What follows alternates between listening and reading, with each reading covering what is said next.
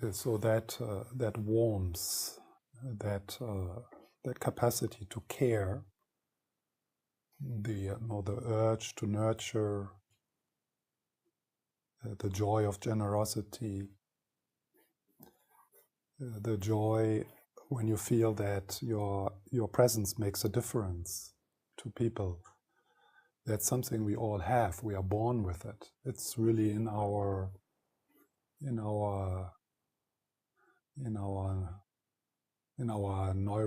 neurological makeup. So it's not something we need to invent newly. We could also start by celebrating and appreciating the movements of our heart, which are occurring naturally every day.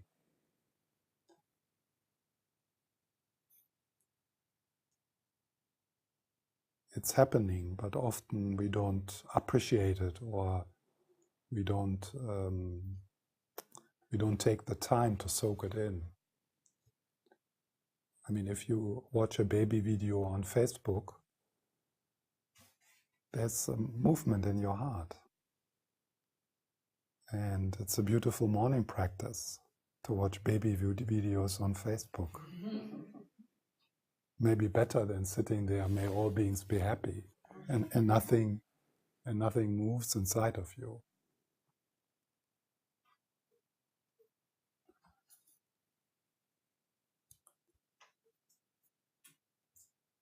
If you have a dog, that's amazing. There you can feel it, just how he greets you, how it makes you feel.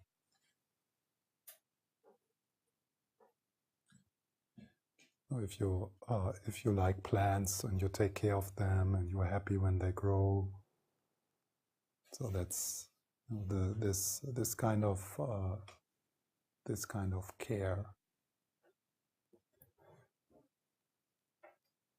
and it's such a wonderful daily practice to walk through your day and look for that movements within you and within the people around you.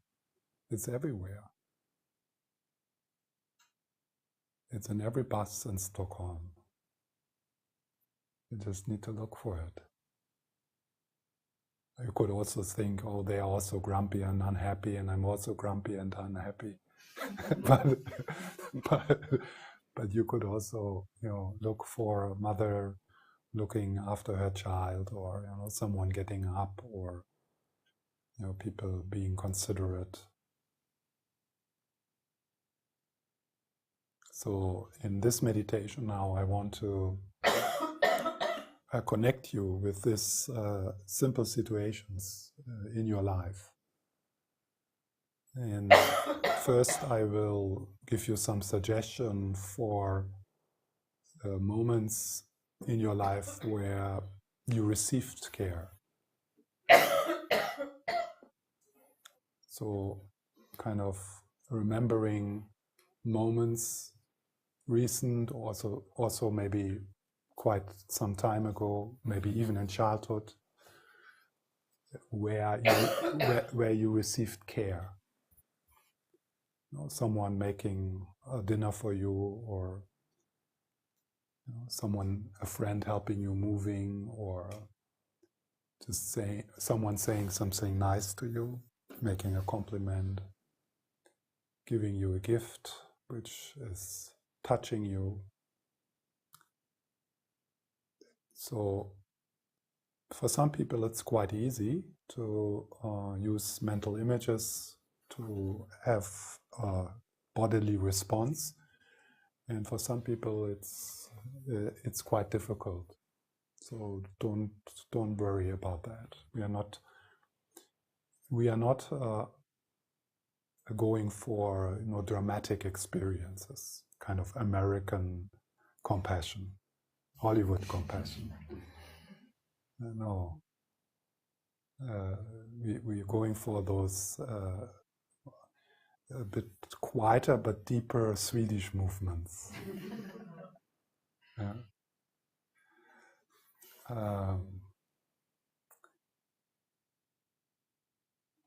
So I will make some suggestions, and maybe some of these suggestions work for you, but also allow your mind to come up just without thinking too much. Just come up with some situations. And I'm talking really about little things. I mean, maybe just, someone in a shop who was kind, and you felt, wow, yeah, wow, I'm coming back here. This is, I like that. And then in the second part of the meditation, I will invite you to connect with some situations where you were on the giving side. So, when was it the last time you made a cup of tea for someone? Where you made a gift, where you smiled at someone, where you helped someone, and then, so the emphasis here is, or the curiosity is, how does that feel? So, what's the movement, the energetic movement? And people talk about the heart a lot, like opening the heart. But the movement of compassion is a movement of the subtle energy body. And it's not necessarily kind of located here. So maybe you feel something in your hands or in your face, or the way you look, or maybe your voice changes, or there's a softening in your belly, or so it can, the energetic move of compassion is maybe not feelable here at all, and but you can connect with it somewhere else in your body, in your face, or I don't know, in your feet. Yeah. So according to the tantric tradition, every thought, every emotion is not something which happens in the brain. It's a movement in the subtle energy body, and it's something you can feel. It's something, that movement you can feel. It's subtle, but it's something we can become more curious about. So it sounds good opening the heart and stuff like that, yeah? But it's bittersweet. Because in one way we don't want to be touched. It's it can feel dangerous to feel loved. It can feel dangerous to receive a gift. Yeah. And also to be vulnerable and to soften when you give. It's difficult. Somehow we have a bit of a fear of being touched. Sometimes we would just like to sit here like heads on sticks and get some knowledge about compassion. Yeah. But don't touch me, because I might have a feeling. And feelings are dangerous. I don't want that. I didn't come for that. So it is quite it's quite challenging to allow yourself to be touched by kindness, and to be touched by your own kindness. One part of that is the extent of your genuine care or your genuine compassion depends also on your willingness to be in touch with pain. So compassion also means that you are brave enough to be with your own pain, and also with the pain of another person. And I mean, genuine compassion, of course, is empowering. So if there's a sense of overwhelm in the face of pain, in the face of suffering, that would be a sign that there's a lack of wisdom. But still, there's still suffering. There is. It's empty, and it's not as real as it seems to be, but there still is. Your suffering and the suffering of other people. And compassion means that you dare to be in touch with that without being overwhelmed. So opening your heart, and it sounds so, wow, yeah, I want that, that's so wonderful. But it is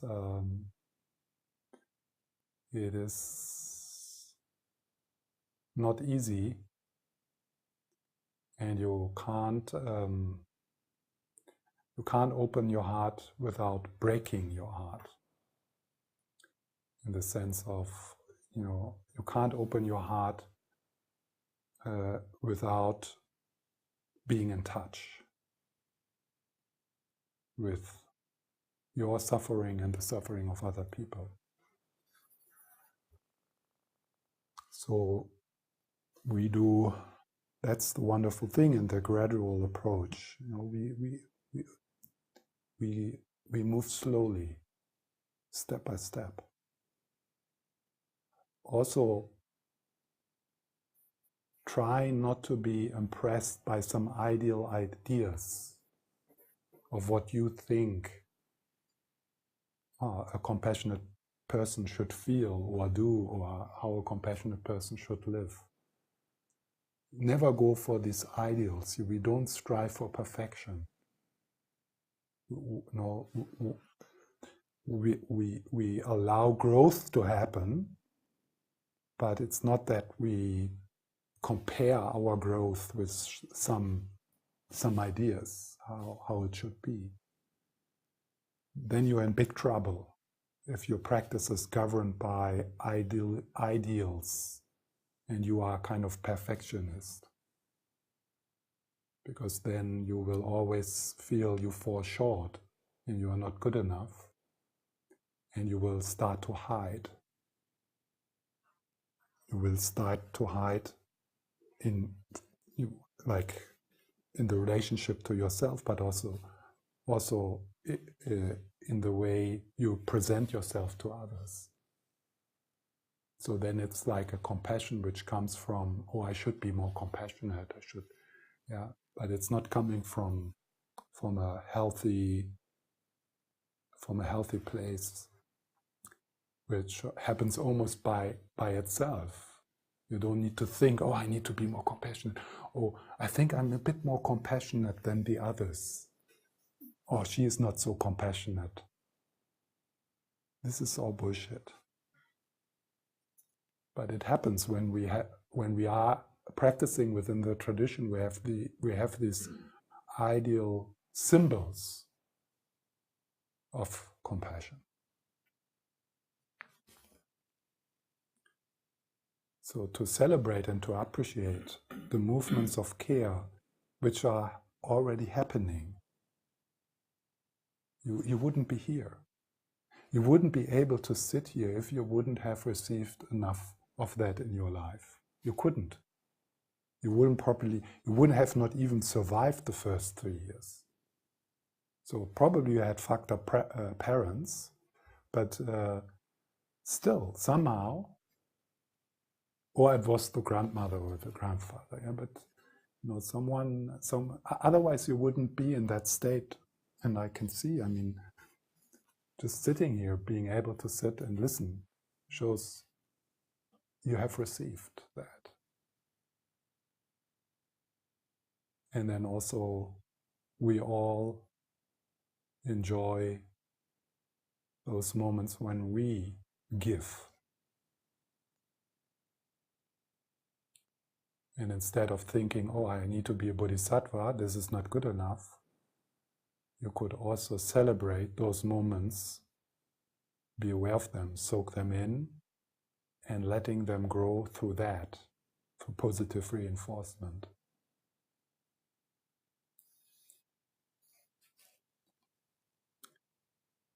So let's play a bit with this. If you adjust your posture and take a moment of connecting. Maybe you're tired, but that's fine. You can be kind also when you're tired. And you can also receive kindness when you're tired, so that shouldn't be too much of an obstacle. And if you like, you can close your eyes and you allow the shift to happen into the body. Checking the weather, the inner weather, what you bring with you into this moment, also from the break.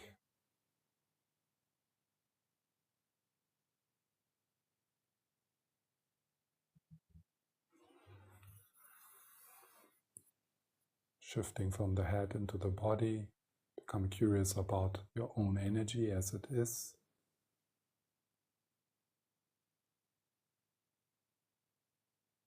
And gently allowing the thinking to go into the background.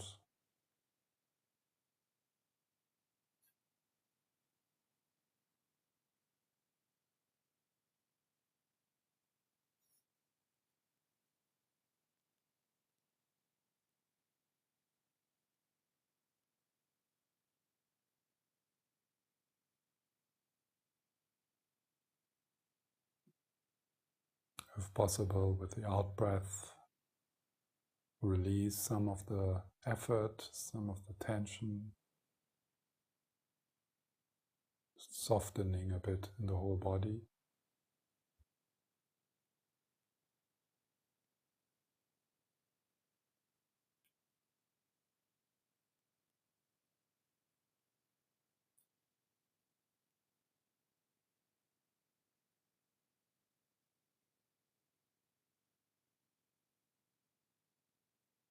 Then if you get entangled into something else throughout the meditation, you return to your hands, to your belly, to the breath.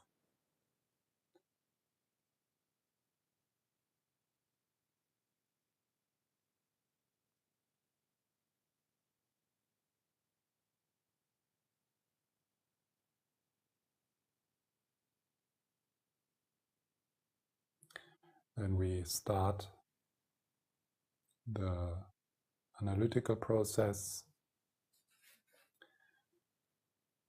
and part of your curiosity is towards your body, to the felt sense in your body. And first I invite you to connect with situations where you received care, attention, generosity, gifts. And you can stay with one situation or move around a bit, not too quickly, so that there's time a bit to feel.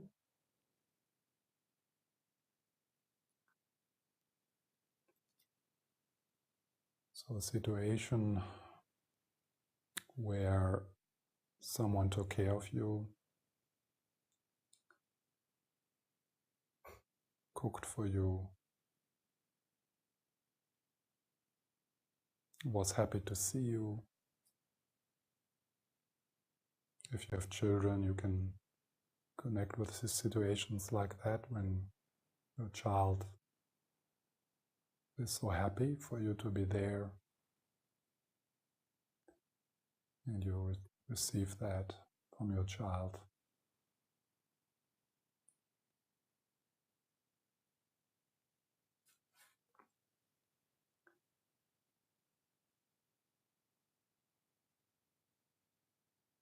Or when someone is helping you,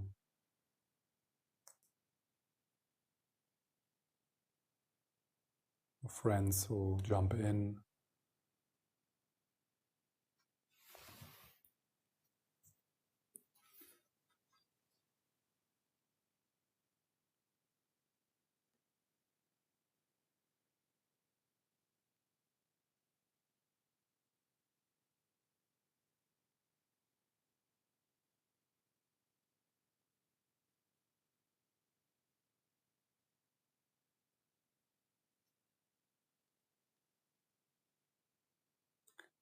When someone sees you or gives you the space to be yourself and you can relax, or the warmth you receive from a friend, from your partner.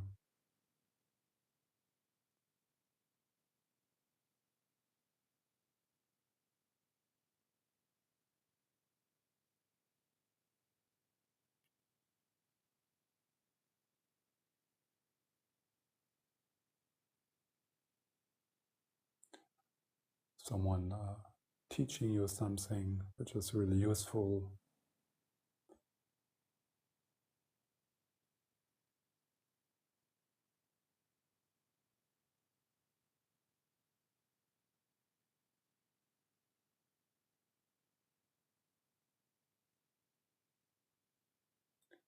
Just see if you can connect with the felt sense of receiving care, attention, understanding.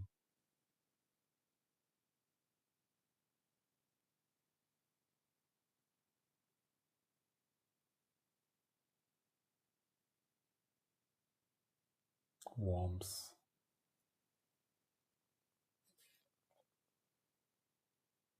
Sometimes that person does not need to say much or do much, but it's just, you feel it. Warm-heartedness.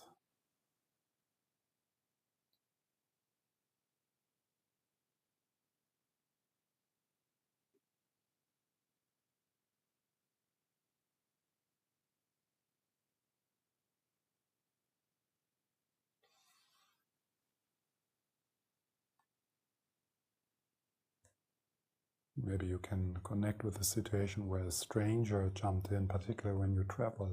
That happens, particularly in Muslim countries.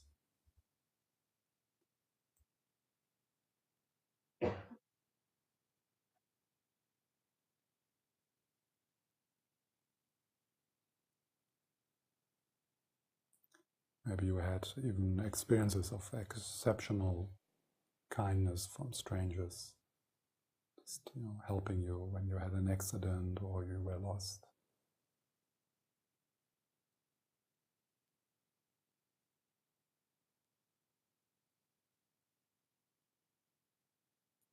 And you remember how it feels to be looked at with these warm and kind eyes, and the question, oh, can I help you?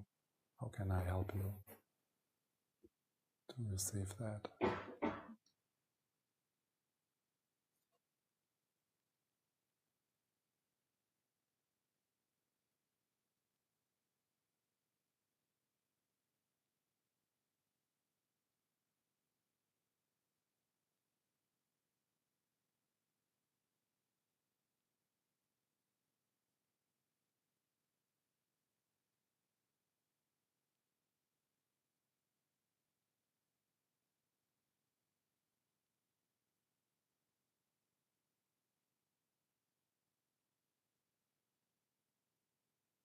And then the little daily things of, buying your bread in the same shop or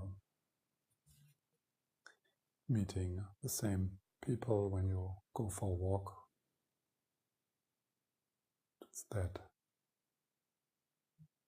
kindness of people who recognize you, who take the time to pause and talk a bit with you.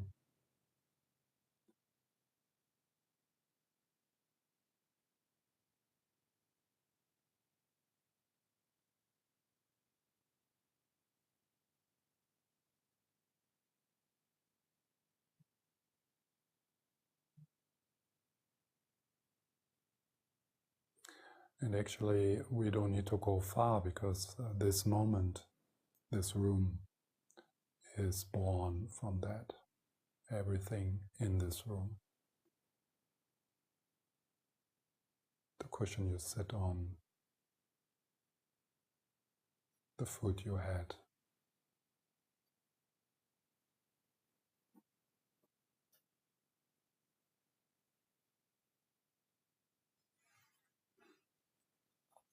This moment is a true manifestation of kindness and care.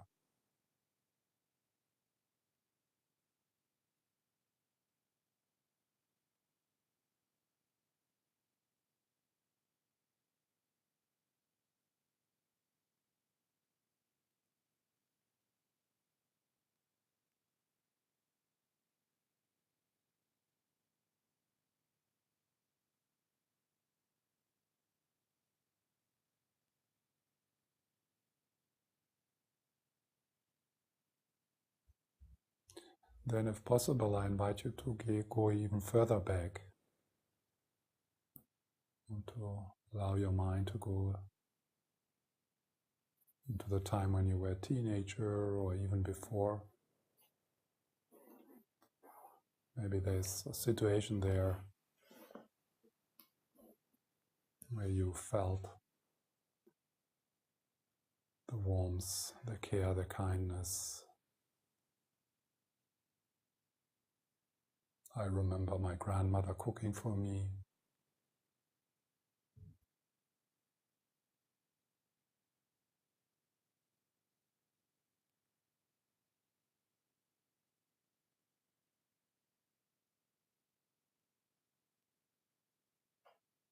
And my mother making my bed when I was sick.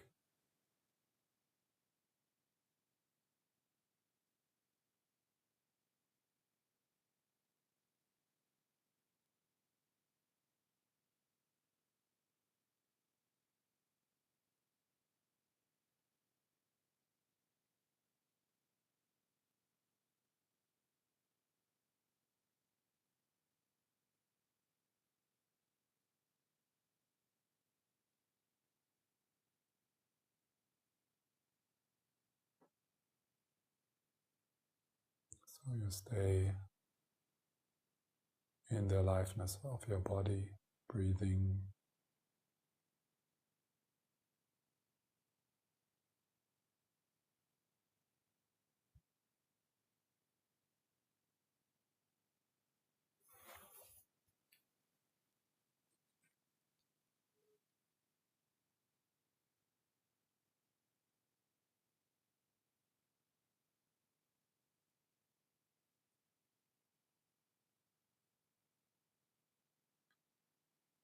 Not neglecting, not denying the many moments in your life you were hurt, but now paying attention to that from the first day and even before until today. There were moments like that. We were born helpless, knowing nothing. Someone even had to tell us how to go to toilet.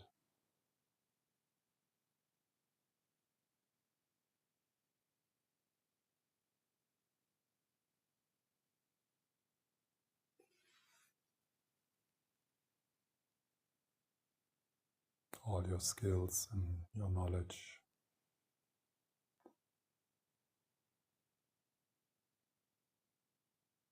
comes from others.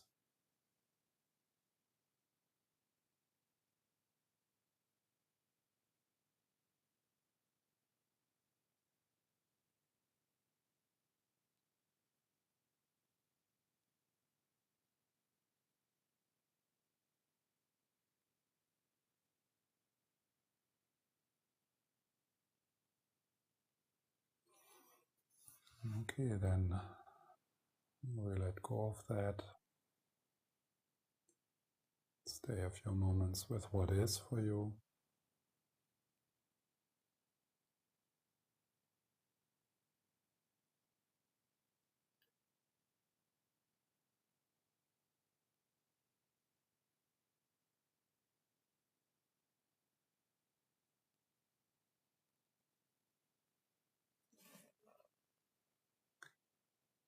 And then I invite you to connect with situations, maybe starting with recent situations where you watered a plant, fed a dog, made breakfast for your daughter,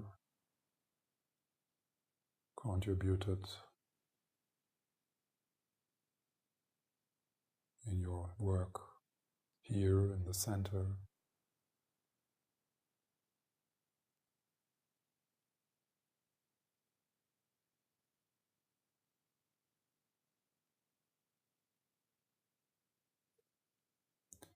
And you stay connected with the felt sense in your body.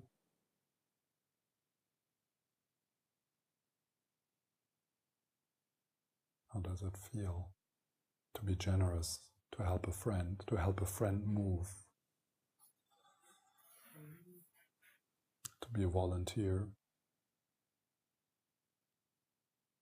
to make dinner for your friends, to donate some money,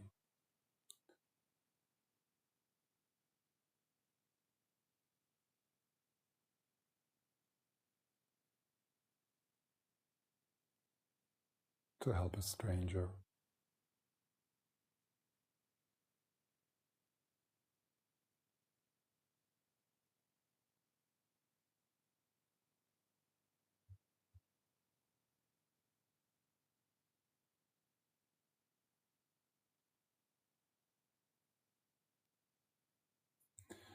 And maybe you had a time in your life where you were a support person for someone else in crisis.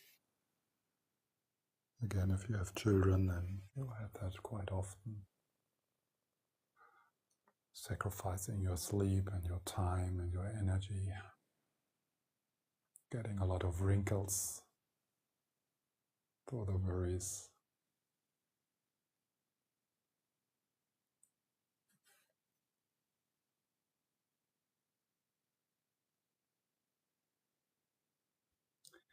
And then if you have friends,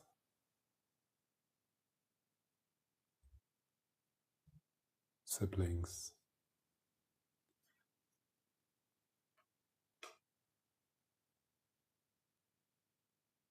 how does it feel to do something for them? How does it feel to say, how can I help you?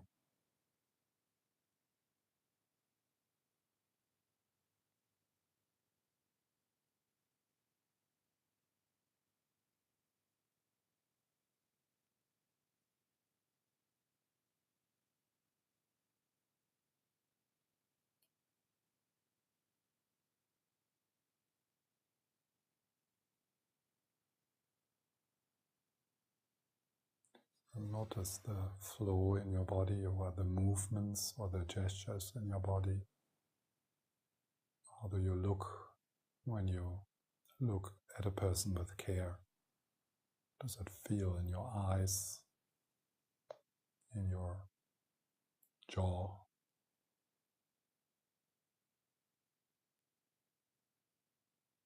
in your heart, in your hands, in your belly?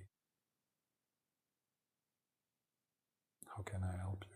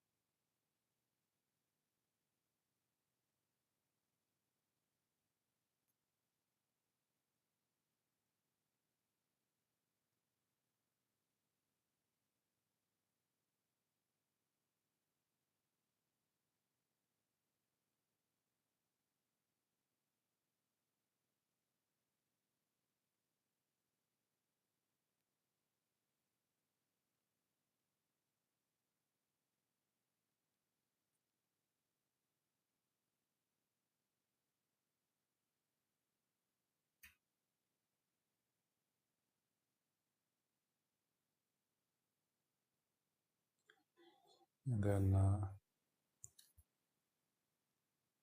I invite you to connect with the situation where you were helpful and nobody knew, only you know about it. You didn't post it on Facebook. It's this little secret.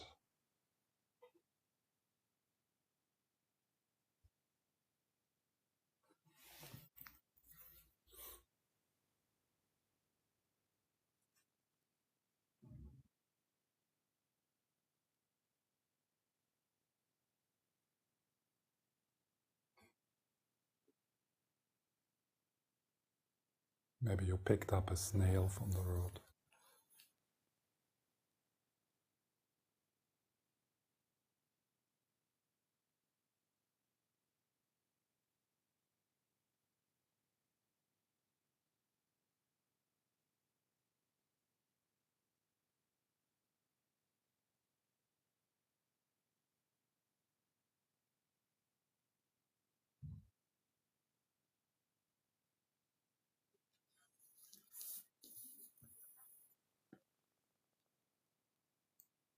So, and then again I invite you to let go of that conceptual level. You don't need to cut it off, but just leave it a bit into the background and come to what is there for you now. Just resting, breathing, feeling the aliveness in your body.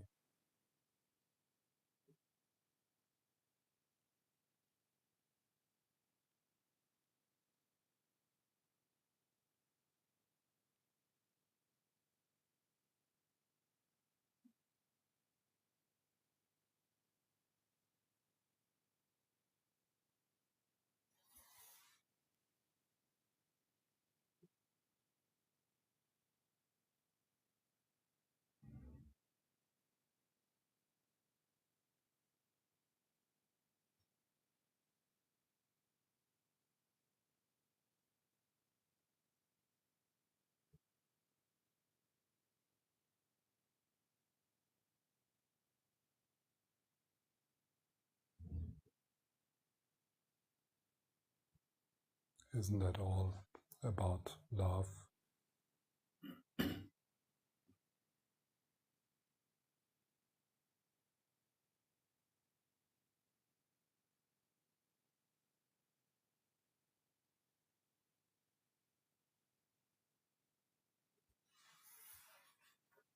Isn't it all about people?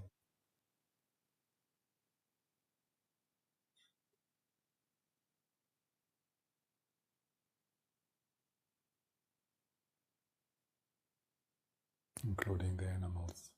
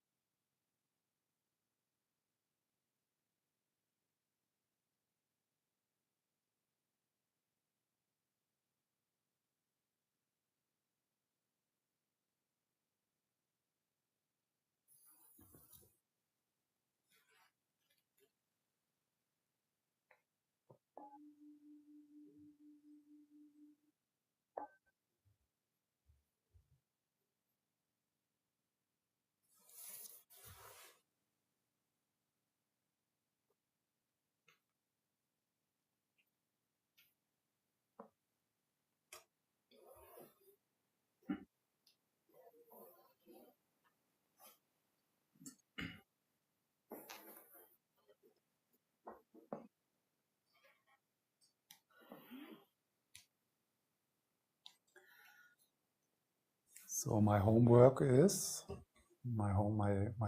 I give to you is, so the Tibetan word for that energetic movement is seva, tenderness, warm-heartedness, so the felt sense of care, of compassion within your body. So my homework is to be a seva detective. Open your eyes and your introspection to movements of seva which is coming to you and seva which is coming from you.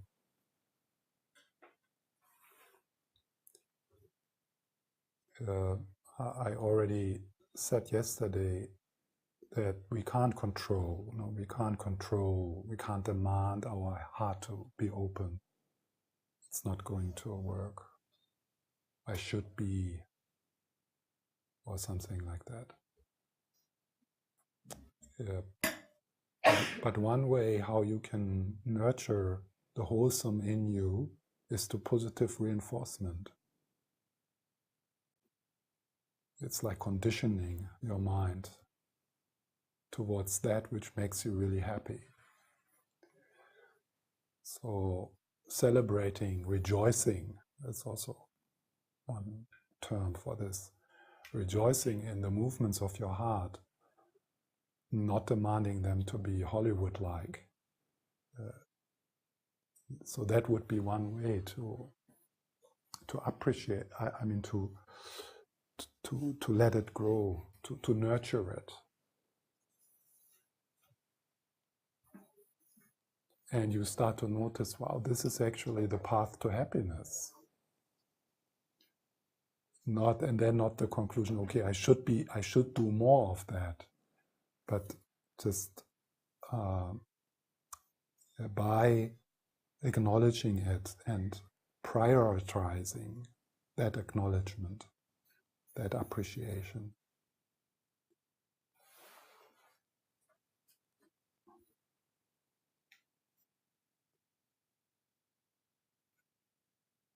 I've never met a person so far who had lost the capacity for this.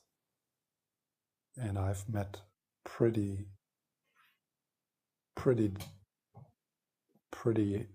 damaged, hurt people in the psychiatric hospital. But there was always the appreciation of kindness, and there was always some care, even if it was only the cactus on the ward.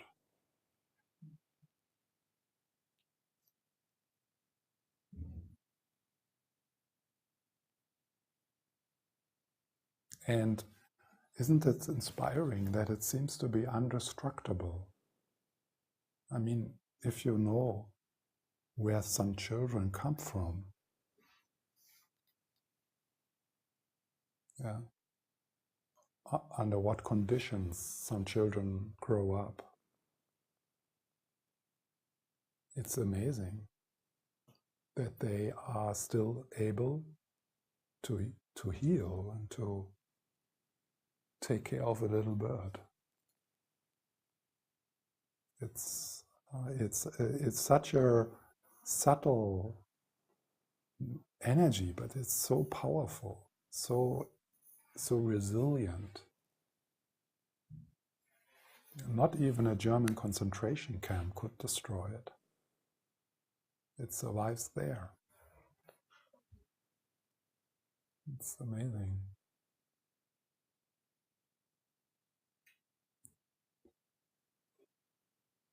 It's great to be human,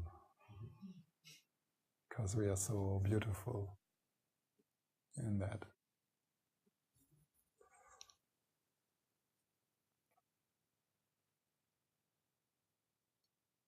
It becomes obvious that it's sometimes not, we don't value it enough. Sometimes maybe we might even call it weakness. We don't value it. We don't. It's like we don't. It's like we pretend it's about earning money, but it's about feeling that you make a difference in the office, and cleaning the cups of your co-workers.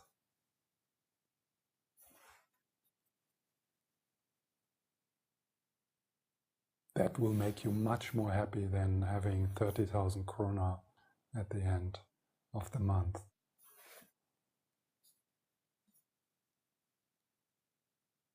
that's not going to give you meaning. But cleaning the cups of your co-workers secretly can make your day.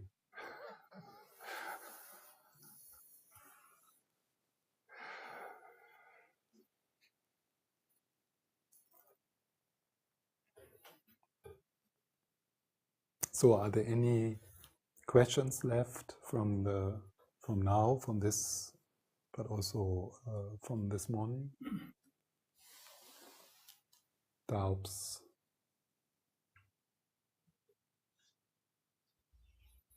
Something you want to explore?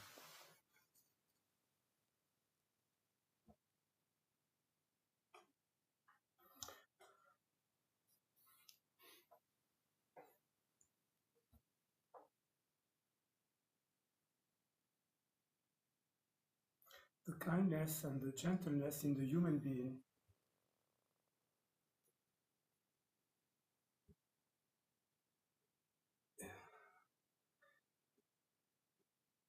It's a must to grow in a healthy way and have a healthy relation. As you said, I completely agree with that. Everyone agrees with that. I mean, this is the most common human value in all religions and to all times.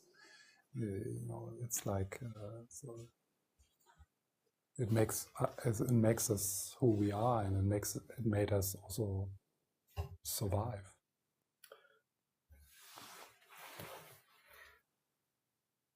And at the same time, there is this ugliness.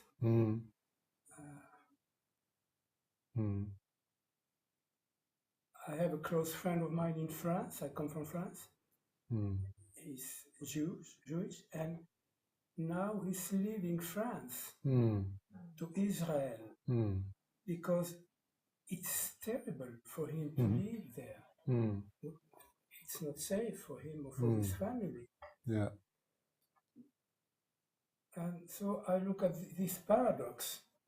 Those people, I mean, I don't want to talk about Saddam Hussein or Adolf Hitler, or loved their children, their cats, their family, and they were beloved father and at the same time, yes, the complexity.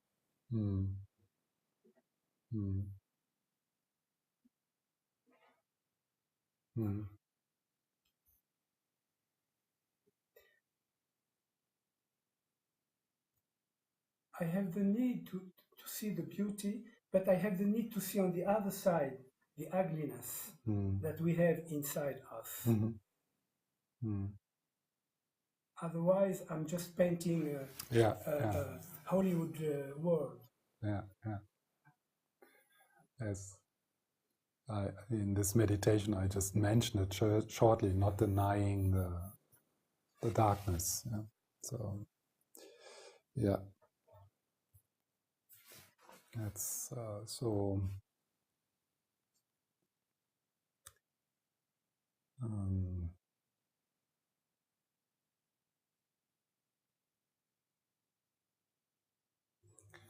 So within the Lam-Rim context, that would be, looking at karma. So why are we acting in the way we act? What are the causes for that? Then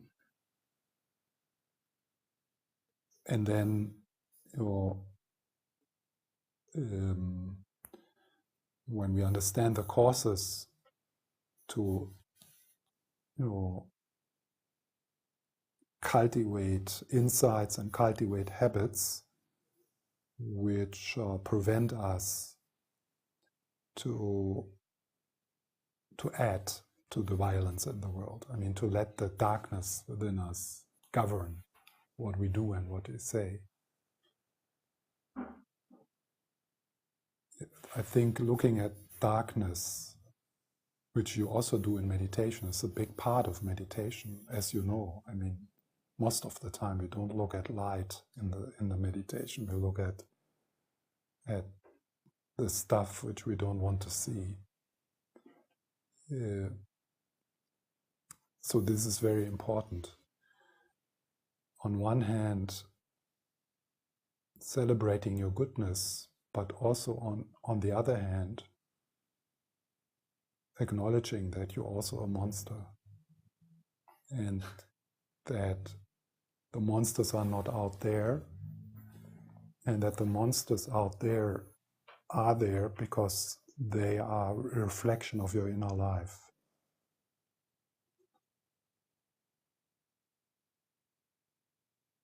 So, cultivating habits which then, when things become difficult, for example, when resources become small, then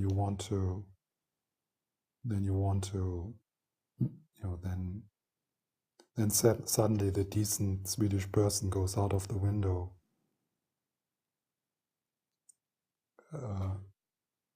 And it's happening everywhere. So, and statistically, I mean, it's very unlikely that all of us here would be the ones who don't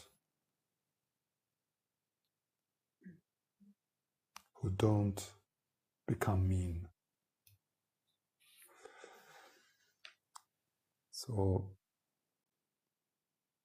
it's good to start like a process of establishing wholesome habits so strong that they will also guide the way you act in situations which are challenging and difficult.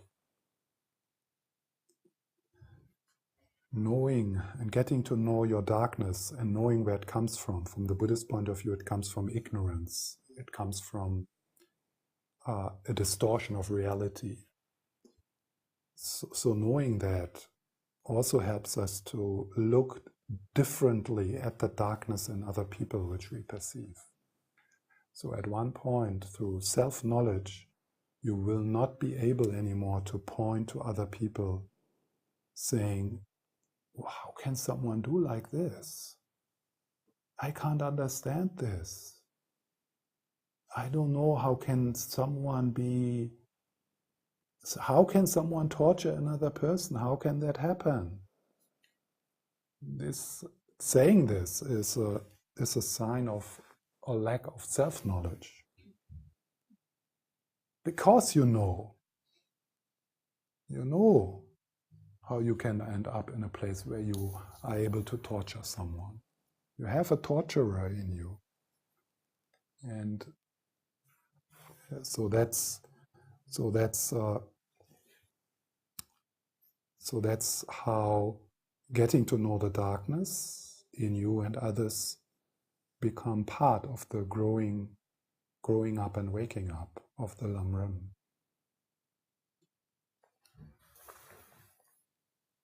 What's the medicine? Love, obviously. But it's not easy to be so strong in the trust into non-violence that you respond with love to the fact that your family was killed. But it's possible. It's possible. There's examples, and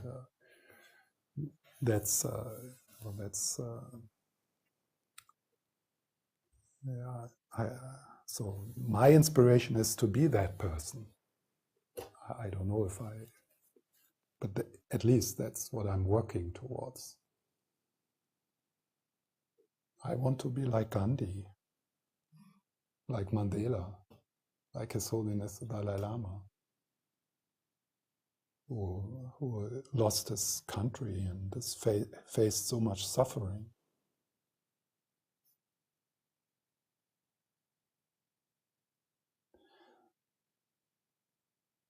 This reminds me of Rinpoche. I don't tell the whole story, but he spent like 20 years in concentration camps in China, and he was asked in an interview if he was afraid, if he was ever afraid in that time. And so he thought a while, and then he said, yeah, there were a few occasions where I was afraid I would lose the compassion towards the Chinese. Yeah. I was afraid to lose the compassion towards the people who torture me and my family.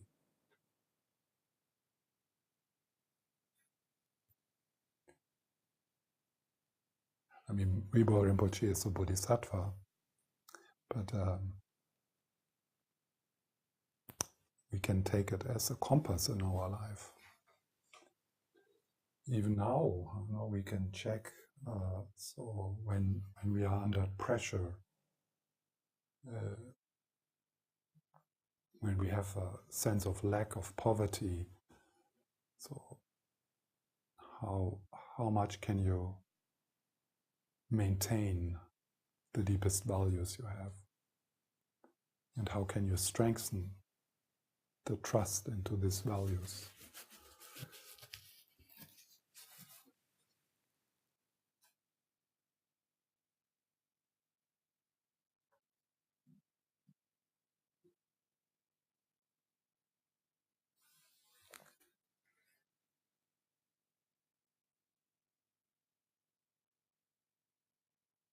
So the darkness,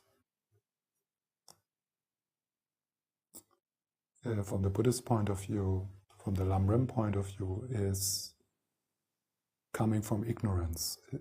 So even there, this view would say there's nothing like a bad person.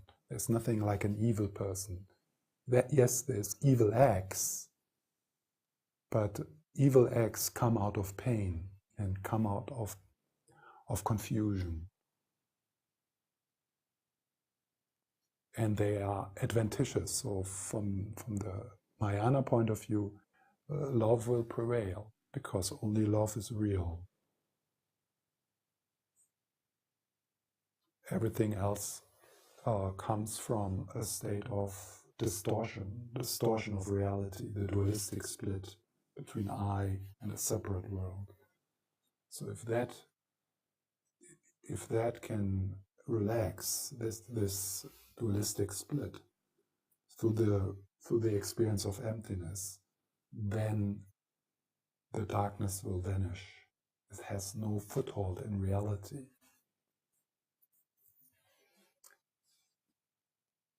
Maybe I'm too much of an idealist. Someone told me that once. And I guess many people think it, but this this person, he said to me, "I'm your oldest student." He's from Malmö. He's like 90 or something like that. And he said to me, "You know what? Yeah, it sounds nice what you say, but you have not met the people I have met." He had an amazing life in the Second World War and things like that. But he didn't convince me. I think I can kind of imagine what people he met, and I don't think they were evil.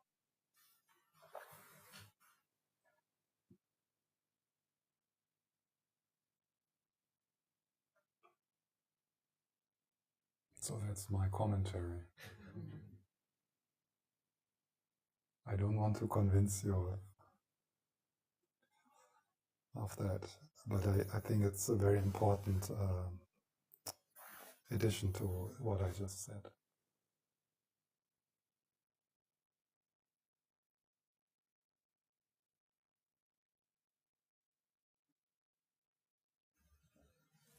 Anything else?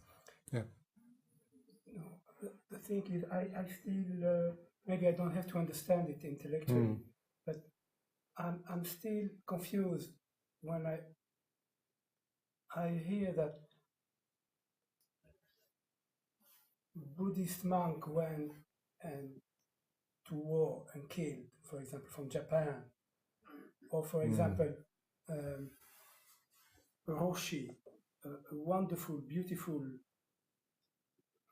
Roshi, who expressed things and thoughts about against anti-Semitic, against how do you say in English? I don't know. I really something in me. Something in me. How can those people who are so far away from the place I am, and they are not. Yes, in one way, yes, but in another way, yes. Both, or yes and no. Yes and no, you don't get away with that. Yeah, I know what you mean. Yes. I'm not.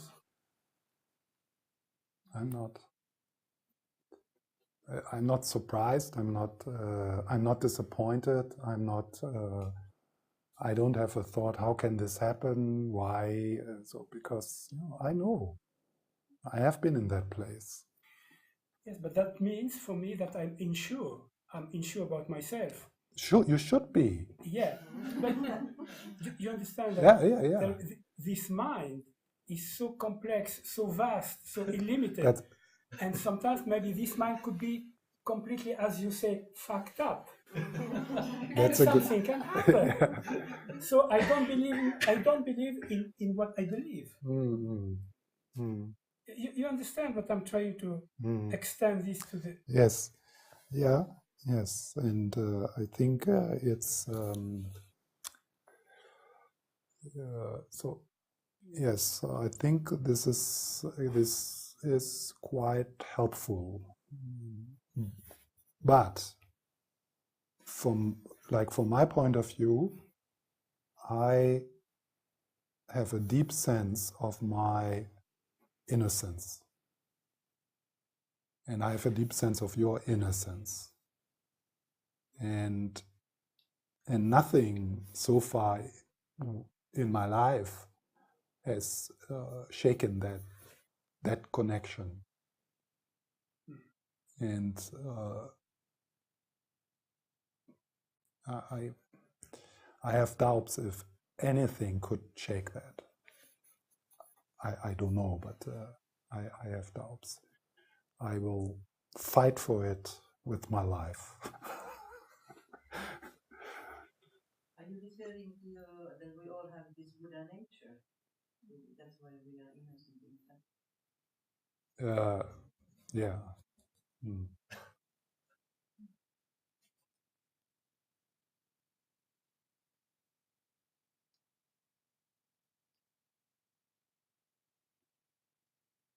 And so we are so complex beings. I mean, consciousness is so complex. You know, when you were saying that, I had a kind of little response there. I was thinking, shit, I shut up my mouth. This is it. How can I ever dare to start to talk about this? It's too complex. And I say one thing and it's wrong. But on the other hand, I'm very excited about the journey of self-discovery. It's just so fascinating, including the dark areas.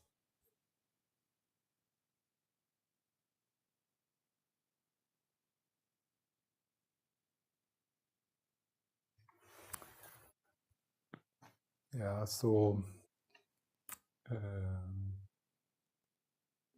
one thing I wanted to talk about cultivating mental stability. That's one thing. Then if you have anything, you can just throw it in any topic or any part of the Lam-Rim. But I want to make a few remarks about a theme which actually in the Liberation in the Palm of Your Hand and also Lama Tsongkhapa's book is in the beginning. So before they start about precious human life and death, karma, and so on, they talk about the relationship to a spiritual teacher. So that the reason for that is that within the Lam-Rim is, the Tibetan Buddhism is Tantric Buddhism. So everything within the Tibetan tradition is kind of embedded in Tantric practice. So that's why the topic of having a healthy relationship to a teacher is so important. And quite often in more temporary commentaries on the Lam-Rim, this is not mentioned, or maybe later. But since it's in the beginning of these both books, I want to just say a few words about relating to a spiritual teacher. If you want to go into depth with this, then there is good advice here in the traditional texts about this topic. And there is a teacher, I mentioned him before, Alex Berson. He is living in Berlin now. He's American, and he's one of the important translators and teachers in the Tibetan Buddhist tradition. And this is also published as a book, but you can find the material on his website also. So his name is Alex Berson. So this is he has a very good presentation of this topic. So within the Tibetan Buddhist tradition, at one point you need to look at this theme, relating to a teacher. It's an unavoidable, and it's a minefield, and it's difficult, and it brings up so much stuff within us. So if you would ask me, do I need a teacher? I would say it depends. Also, I would ask,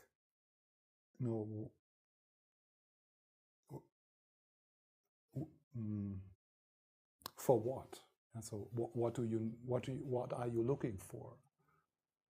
And so, what is it? What you need? What is it? What you want to support in? So, if you would ask me, do I need a teacher on the tantric path? Yes, definitely yes. Actually, the bond to a qualified tantric master is the most important part of tantric practice. Without it, there's no tantric practice. There is preparation, but to really enter the tantrayana, which the Lam-Rim is the preparation for, the bond to a spiritual mentor is the main thing.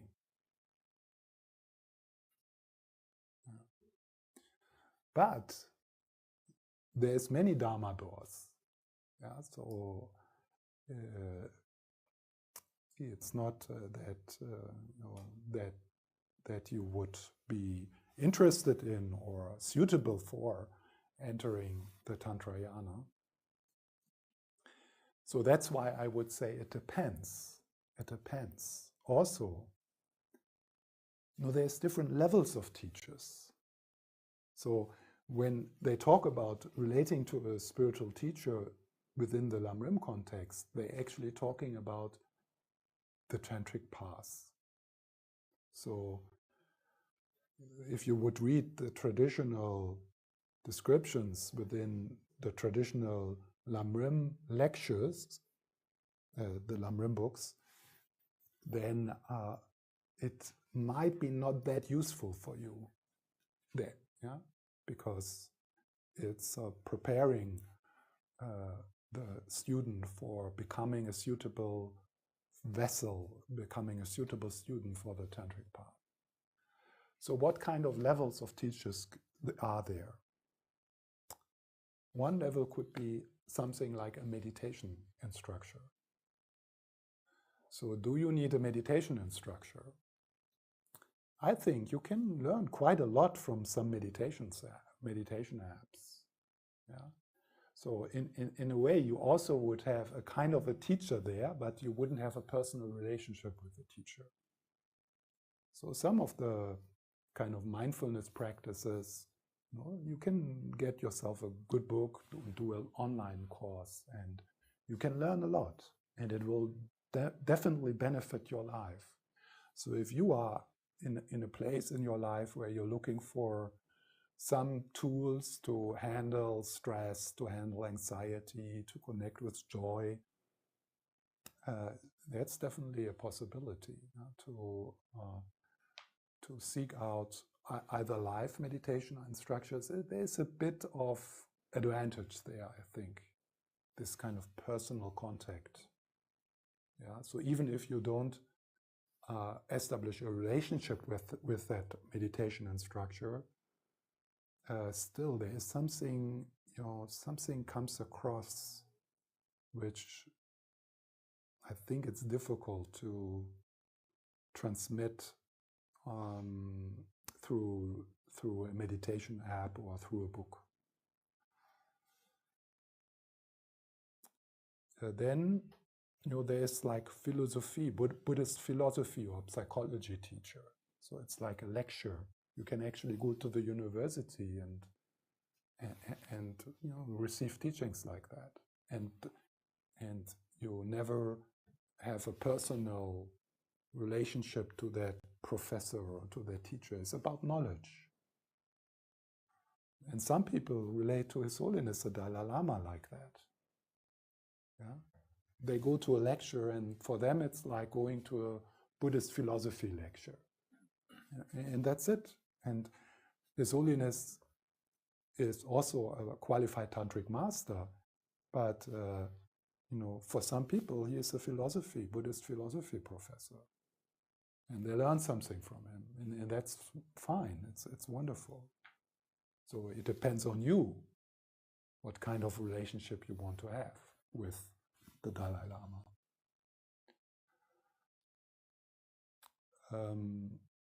Then there is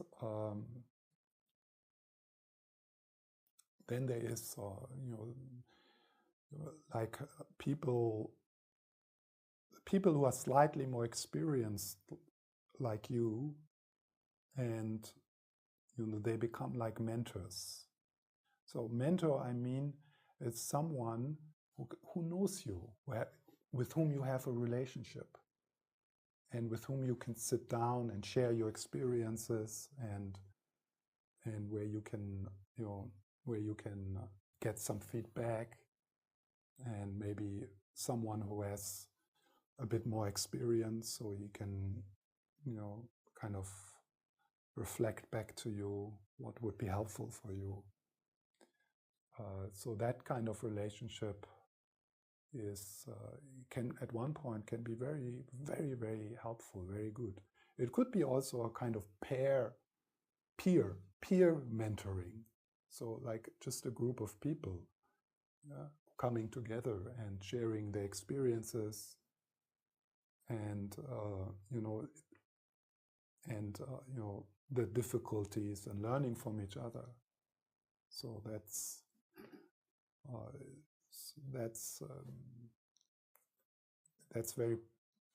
very precious to establish relationships like that, like spiritual friends. To have spiritual friends in the Buddhist tradition is one of the most important things. That's why we take refuge in the Sangha.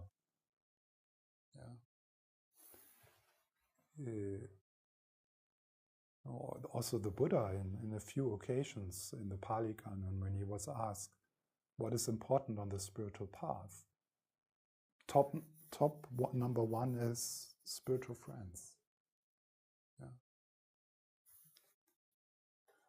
And then So then spiritual friends, in the same way as other friendships, they need to be cultivated. You need to put something into it. You need to show up. You need to make the time for it, and you need to prioritize it. Spiritual friends, spiritual friends is really precious.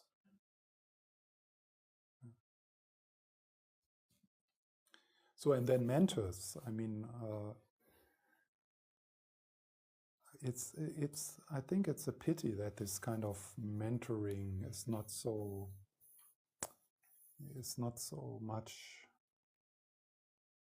popular. Also not. Also like in other areas. Yeah. So that there seems to be a bit of a disrespect towards the wisdom of older people. A lack of communication. Yeah.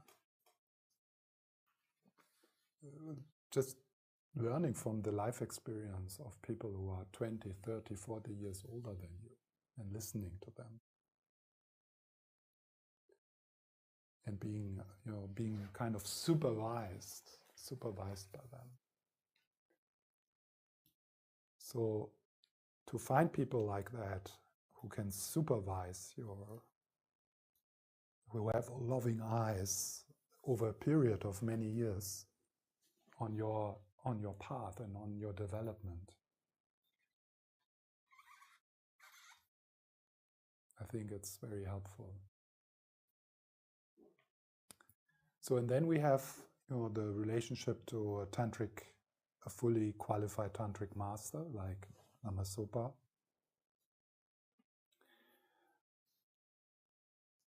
So this is, of course, most of us won't be able to have the mentor and a fully qualified tantric master in one person. So that would mean you have maybe a meditation instructor in your life, a few, it's not only one. And then you have a philosophy teacher in your life. That's maybe another person, some geisha who is coming. So he's your philosophy teacher. And then you have a bit of a mentor relationship or a pair relationship where you can be honest and where you can show what's happening within you without being judged. It's sometimes not so easy to find these people because there's a lot of judgment in the traditional centers and a lot of fake. But definitely it's possible to find a group of people where you can genuinely share your inner life and what is happening in your practice and your struggles. That and then there is the relationship to a fully qualified tantric master. Sometimes it happens for people that they are able to establish a close relationship to a fully qualified master, and this person can be also your mentor and your philosophy professor and your meditation instructor. But that's a bit unrealistic for most of us. It's possible, it's still possible, but that would mean a bit that you kind of become really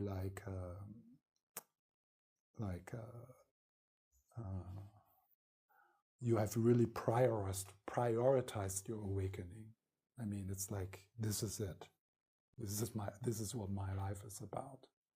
And you would be willing to move to another country, so it's possible, definitely, but maybe a bit unrealistic for now, for some of us. So then it's fine to have different kinds of relationship to different levels of teachers.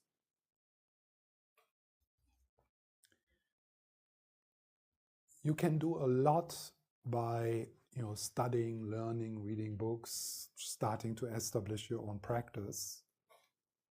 Because, so one question could be, okay, what is a qualified tantric master? And there, these books, they are quite helpful because they give lists. So you can check them off.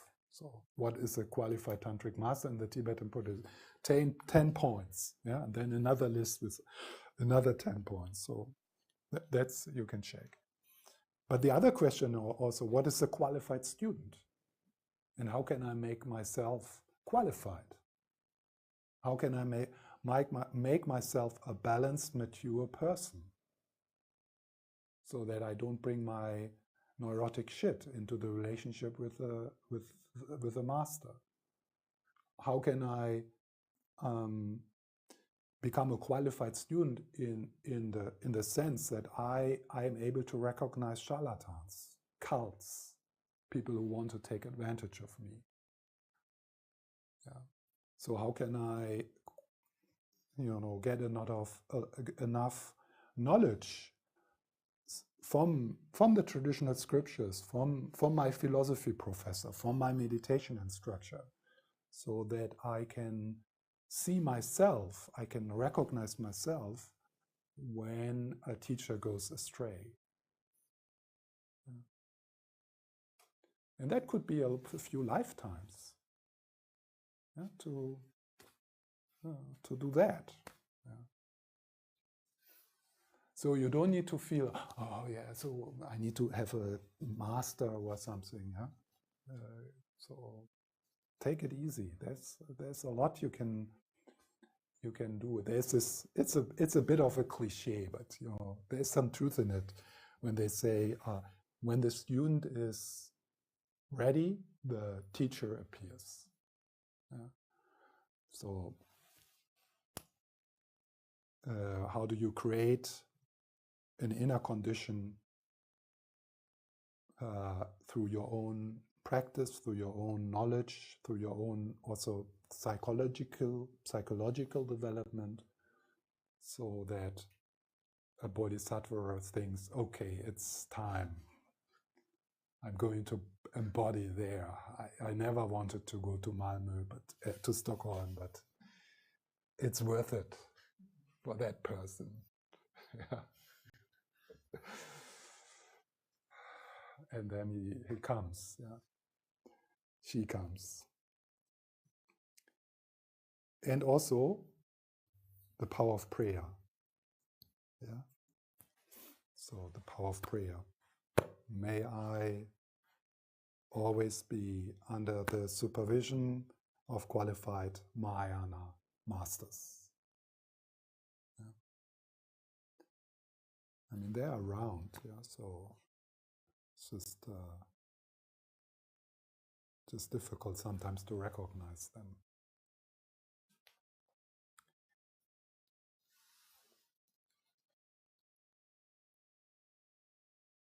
There's one good pith instruction from Alex Burson, who says,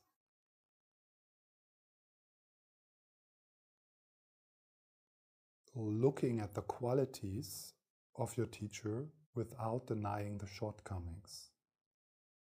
Looking at the qualities of the teacher without denying the shortcomings.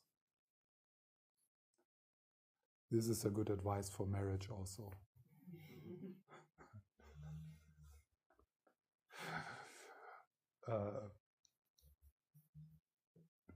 So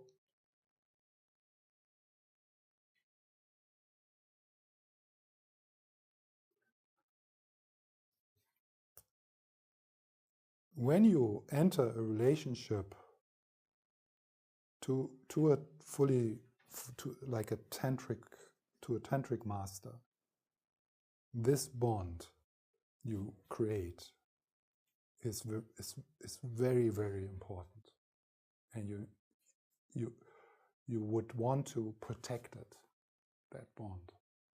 It's not like marriage. You can't get divorced. It's like so it's more sacred, and And that's really to mature into that, to be a mature student, to see the master as a fully enlightened Buddha and as a human being at the same time, not denying his or her shortcomings. Actually, even seeing the shortcomings you might perceive as expression of compassion. So that needs, some maturity. And then also, if you have not figured your father and mother issues, wow, because then you will bring it into this. You will expect the guru to be your daddy or something like that. That's not going to work out.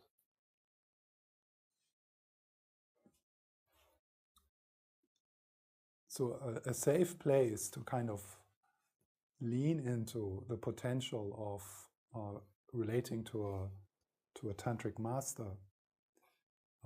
I was leading the mentor bonding process, which is something you then would do with your master every day.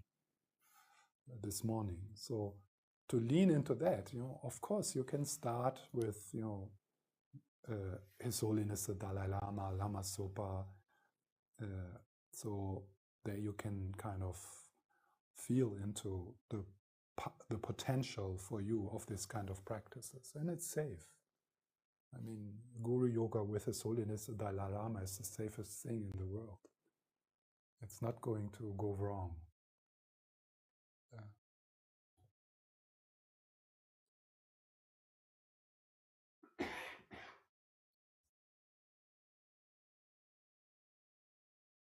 So any questions about that?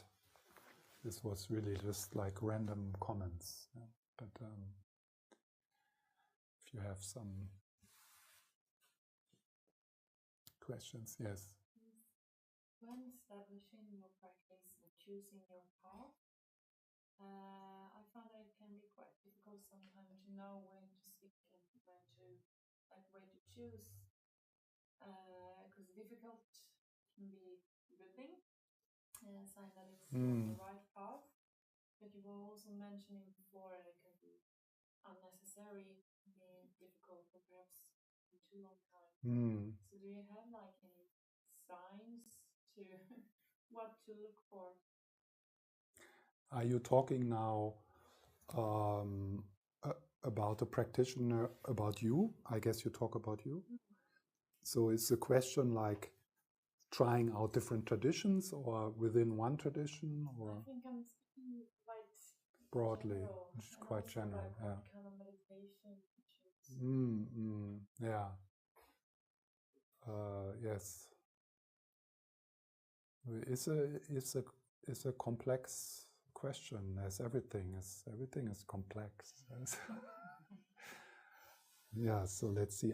I'm aware of this kind of teaching saying you need to dig one hole. And it makes sense. But I really have doubts.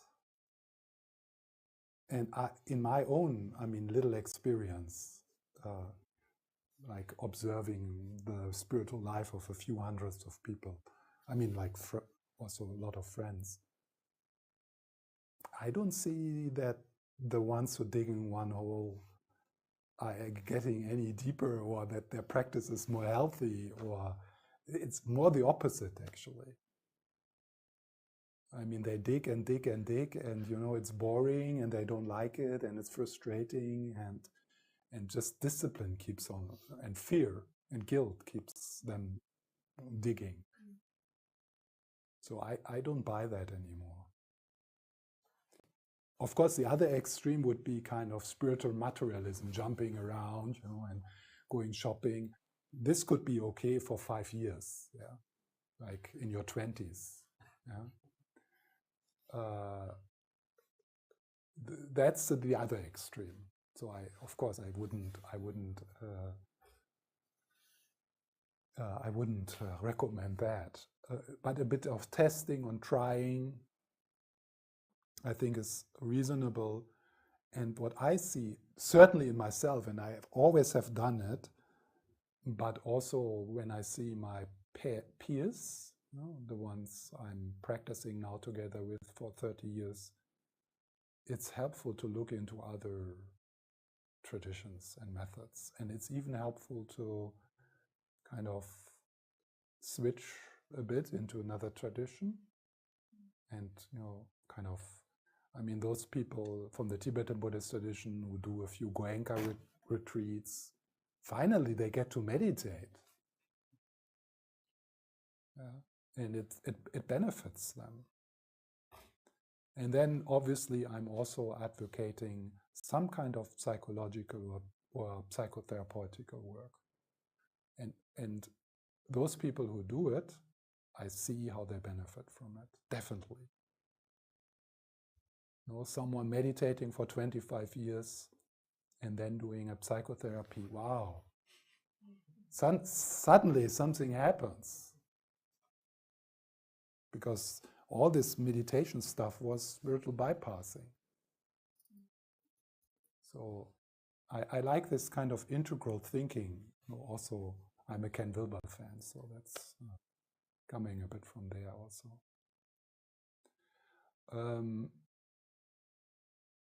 Then, I mean, the argument of the people who say digging one hole is, otherwise you avoid the difficult path. So every path becomes difficult, and then if you switch, then that means you avoid something. That's one thing they say. That would be maybe someone, there is this kind of spiritual practitioners, I call them intensity seekers. That's a different kind of, trying different things and trying different tools to grow. Though these are the people who go for intensity.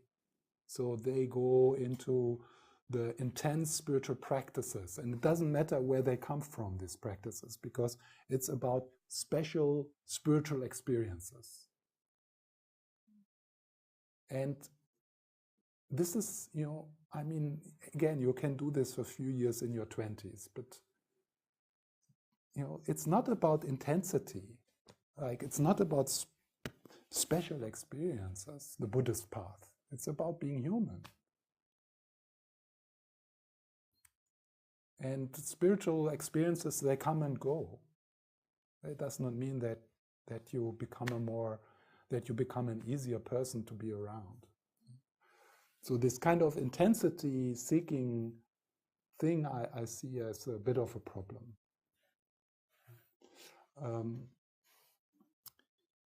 So with this avoidance, of course, if you're kind of jumping around looking for intensity, yes, then that might be a sign that you'd avoid.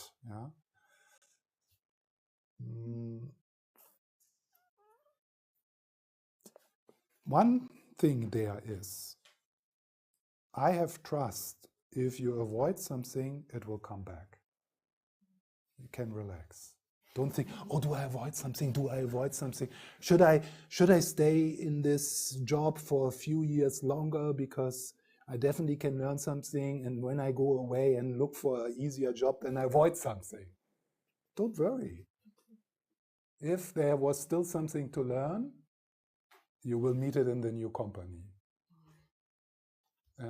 It's coming up again, because we can't escape anything. Any theme, any trauma, any unresolved stuff, we need to address at one point. And it will address itself. So this fear of, am I avoiding something? I think then I would trust, I can't avoid anything. It's going to come. With the end, you said, there is of course some truth in it. Well, let's say like this. One indication for your own practice, for your own path, is very simple, and this is what feels good for you. Very simple. What feels good for you. It's not, so this could be one thing. then of course there is some truth in, there is also the wisdom which only grows when you are on the edge. So if you would just go for what feels good for you and not for what you are afraid of, then you might miss out something. Yeah. Yeah, it's a balance. It's a balance, but in generally, I would support more what is good for you, because what is good for you, what feels kind of healing and liberating, joyful also, that will keep on. This will bring you back to the cushion. This will bring you back to the path, and also, I mean, it's about healing. Yeah, so it's like a healing for the benefit of all. So, but first healing yourself. So it's important to to follow into that direction and not making your spiritual practice a straitjacket which does not fit you. And then you are stuck in a practice which is not fitting you. And all you learn is endurance. Yeah. And then it's good to have, maybe some conversations with some more experienced people to see if, but I think we have quite a common sense of, so this kind of practices right now. Yeah, I tried it. It's like it feels dry. Nothing happens. It feels like a burden. I noticed that I practiced out of guilt and fear and discipline. I mean, there's not much growth happening there. And then, then the teacher teaching you and saying, you are stick with it, just stay. And, because if you go, then you avoid something. I wouldn't listen to that. And the challenges, maybe there can be like a bit of a value also, or curiosity into the direction of what you're afraid of. Machiklapton, go to this places which scare you. So that could be also a bit of so that you stay a bit on the edge, like you go a bit there where you're afraid of.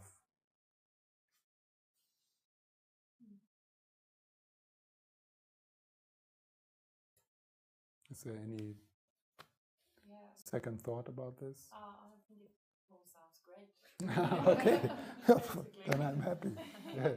Because I'm not really a home digger. So No. I like to, I follow my intuition so far. Yes. And I like you were talking about also that both feeling good and also like going a bit to the edge. Yeah. And then I sort of get this image like sort of having a home that you can go back to. Yeah. Go to the edge and go home. Right. And Right. like that. Yes. Yeah. And then it can grow and it can expand. Yes. Yeah, that's right. So meaning doing what is good for you can be a support actually to go a bit more to the edge. Yeah. And then it becomes intriguing and interesting. Yes. Yes, and I mean, of course, I'm biased. This is a good thing to remember. Every teacher is biased. Yeah. So I think this is what is happening. That we are in a time where we have the opportunity to learn from other traditions, also from our own traditions, and integrate them into our home practice. I don't have any problem, and I supported quite some people in the move from one tradition to the next, like from Christianity to Buddhism. I mean, I sometimes say I'm a Catholic Buddhist. Yeah. So I help sometimes people to make this tradition, this transition from the Buddhist, from the Catholic in the Buddhist tradition, without denying the Catholic background and bringing the richness of the Catholic tradition into the Buddhist practice. But also then there's people who move back from the Buddhist tradition into the Catholic tradition, and I'm also very happy to facilitate that move, yeah, because the Catholic tradition is amazing and so rich. I can understand anyone who wants to leave this behind and go back to Jesus. Yeah. So I don't have, and within the Tibetan Buddhist tradition, when you just look at one tradition, like Lama Sopa, he has like 26 gurus or something like that. And I've met quite a lot of them. And they are all, from all traditions. They are Sakya, Nyingma, and Kagyu teachers between them. So that's also just within the Tibetan Buddhist tradition. It's not like one teacher, one tradition, you know.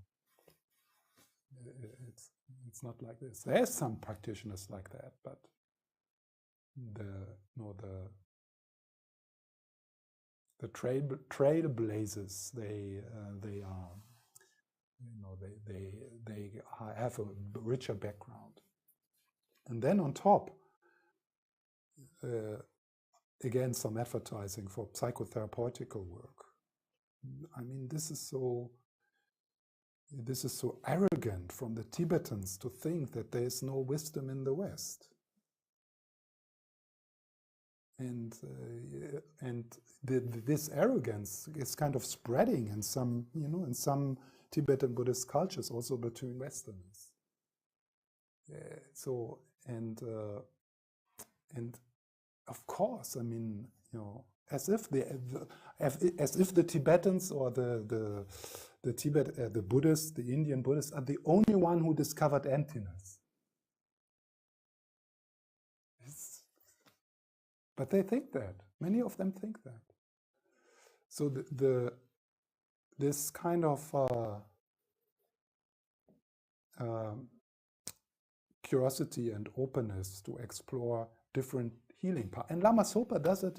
I mean, he does it. I mean, he does Feng Shui, and yeah, I mean, he encourages a lot of healing work and body work within his centers, you know. So, I mean, he's not fundamentalistic at all.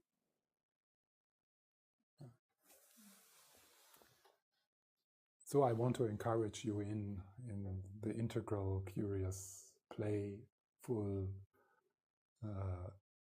approach. And if you get in trouble, then you talk with me.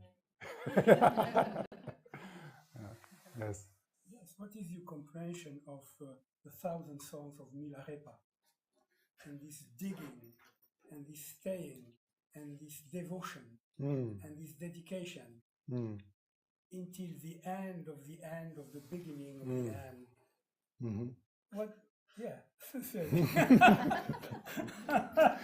See, it's always like that. I say one thing and it's wrong. No, because I agree with you. Yeah? So that's like. I just sorry, that was a mistake. Let's delete this part. Yeah.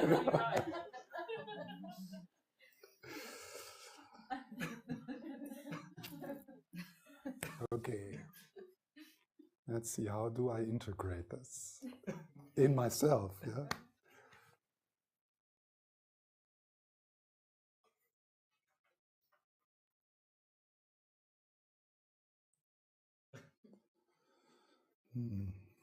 What is your thought about it?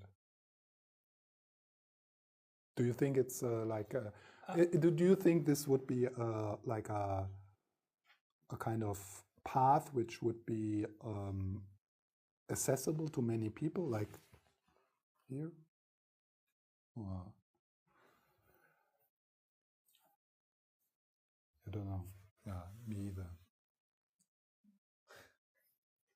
So, I mean, I think my assumption right now is that we have not really figured out yet how it really works. Nobody. And we are complex beings. I not even believe in the final enlightenment, at least right now. No, I right now I feel enlightenment is also something which has many levels, depths, and it seems to be more an ongoing process rather than this boom and then you're fully enlightened and then that's it. Yes, I agree with you completely. Okay, there we Really? agree. Yeah. So now when we assume that all of us are streams of consciousness who are coming from infinite time and we will go into infinite time. So these streams of consciousness which manifest in this life, they are not separate from each other, but they also have some it's like the waves in the ocean. So they are one, but they have their own localization and their own characteristics. Yeah? So, and I think a few lives, Milarepa-like lives within that, sounds quite good for me, reasonable. And also, even if I look at my own development, I have been like that at times. Yeah, like Milarepa-like. I mean, I'm a baby Milarepa, but like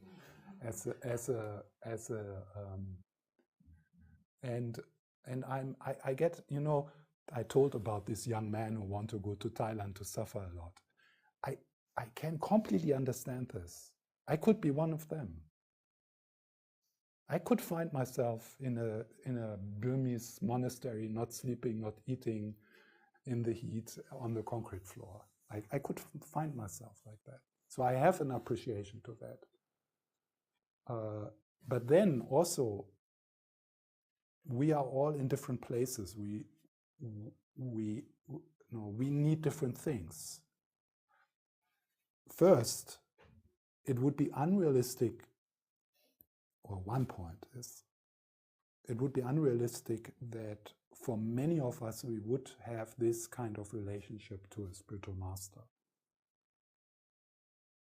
Complete trust, complete bhakti, and just doing what she says.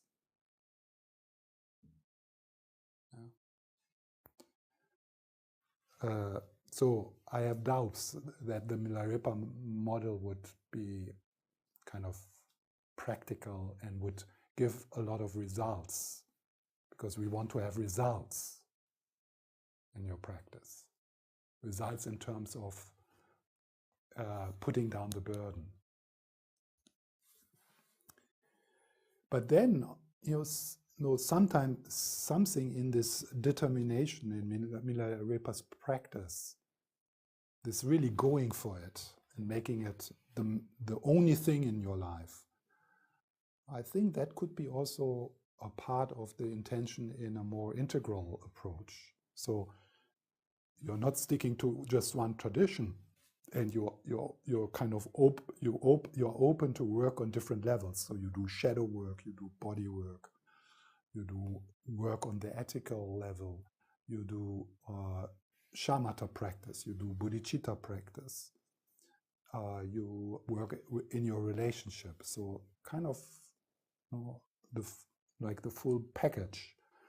But you can do that with full determination, Milarepa-like determination.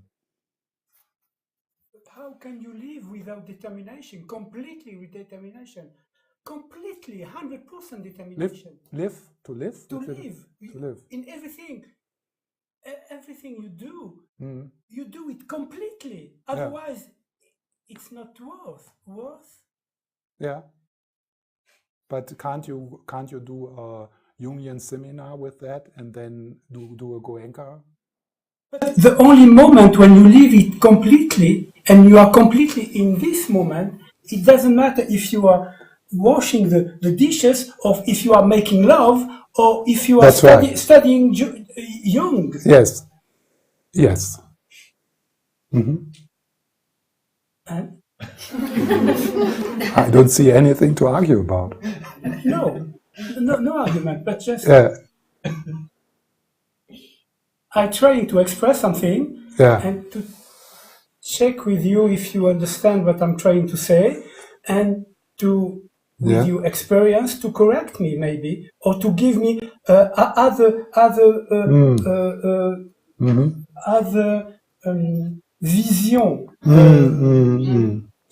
You understand? Yes.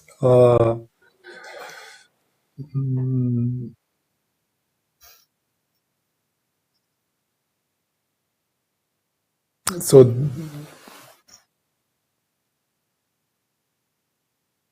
the question is it possible? That could be one question. I mean, this is like, this is like, I mean, this cliche, being in the present moment. Not finding the present moment, not finding the person who is present. Okay. That's it. Are you present now? Yeah.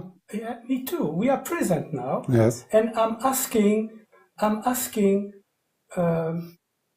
maybe help to but you don't need a Dharma friend. Yeah. And I'm very deeply interested in what you share here with us. Really. Completely open-hearted to what you are sharing with us. So you see, this is a dialogue between Tibetan Buddhism and Zen. No, this is a talking between my heart to your heart. Yes. That's it. So I don't feel that I have to add.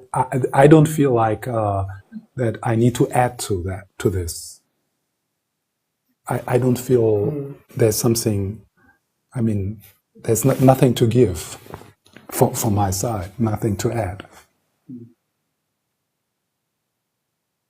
So if we are just here, that's it. I mean, I can't even think about something smart because it just crumbles and it's not necessary. I don't need to add anything to this moment, and I don't need to take anything away. I think I was reacting when you talked about the digging the same hole. You should, as a Zen practitioner, because you were sitting there digging. Of course, and I love it. Yeah, completely. Yes, but she does not. It's fine. Let's dig on some coffee table and have a break. Okay. Swedish, no? Fika. Yeah. I love it. Thank you. Thank you, Stephen.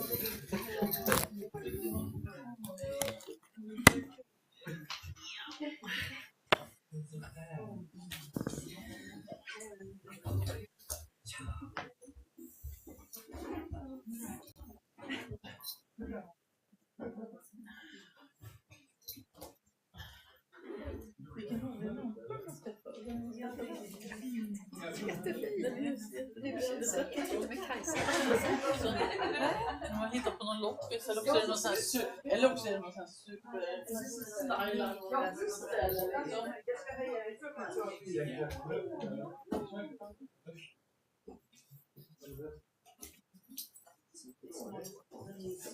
Jo, gör det där.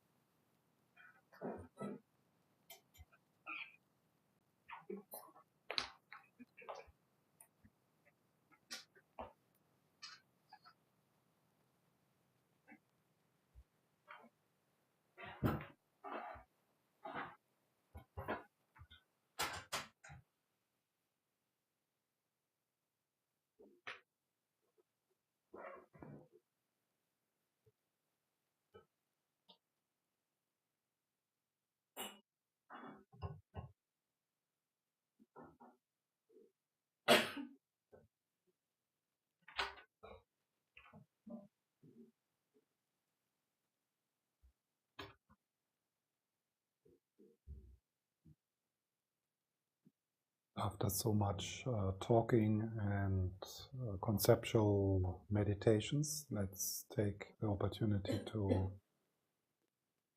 explore just sitting, just being here.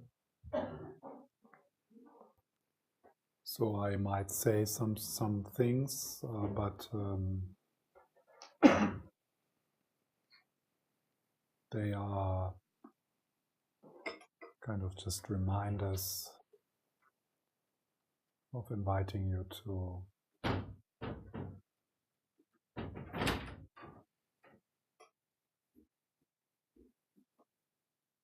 reminding you that you're already here.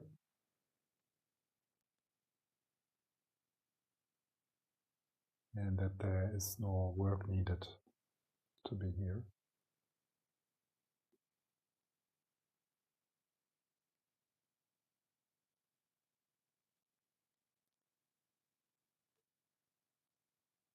Might support you if you shift a bit into the awareness of the body,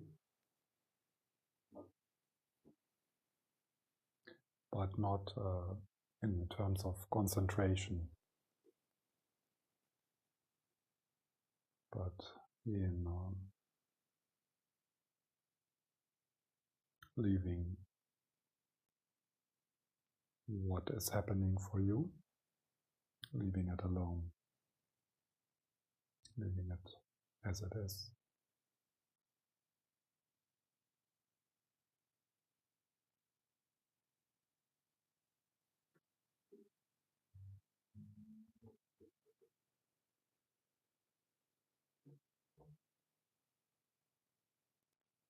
Could you allow yourself to find a place of rest in the midst of your experience as it is?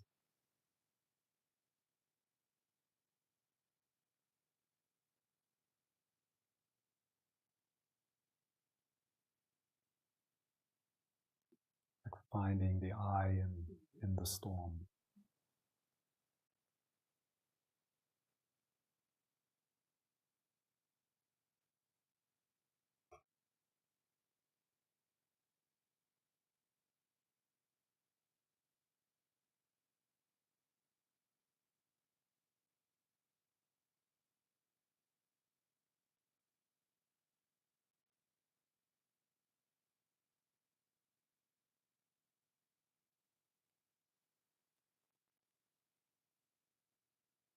Just being here,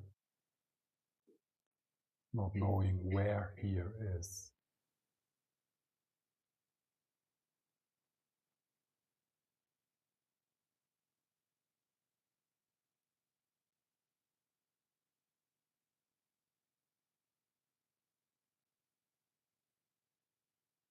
Just being yourself, not knowing who you are.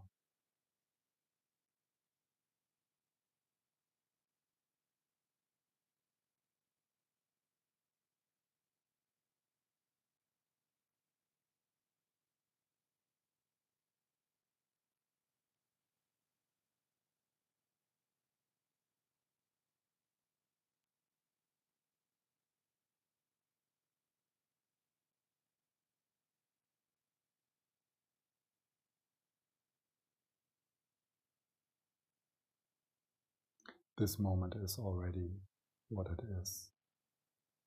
You don't need to add or take away. How wonderful. It's happening by itself.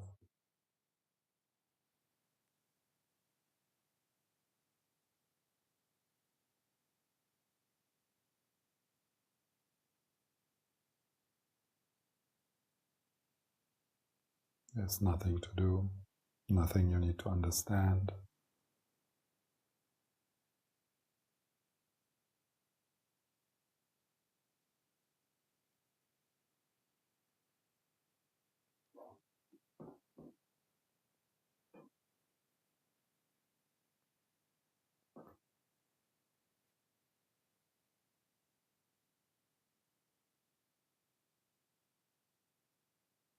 Meditating with a heart like the sky.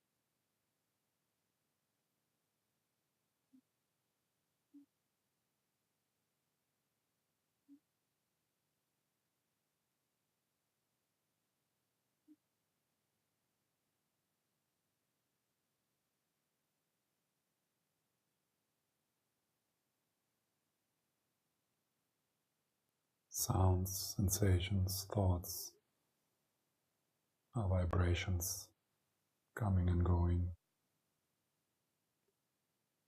Vibrations in consciousness.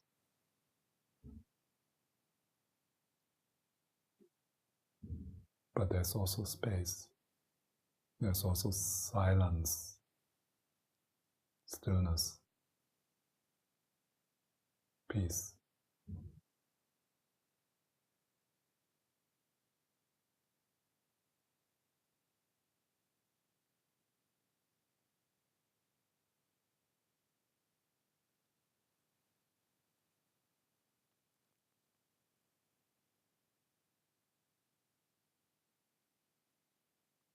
Timeless, boundaryless.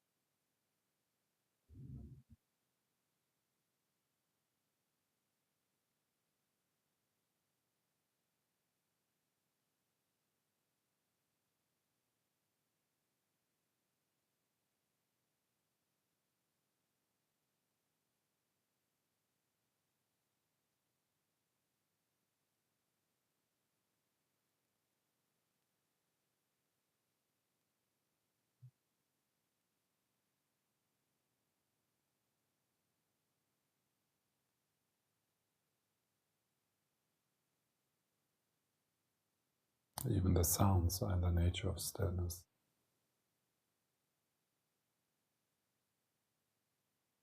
The movements are in the nature of peace.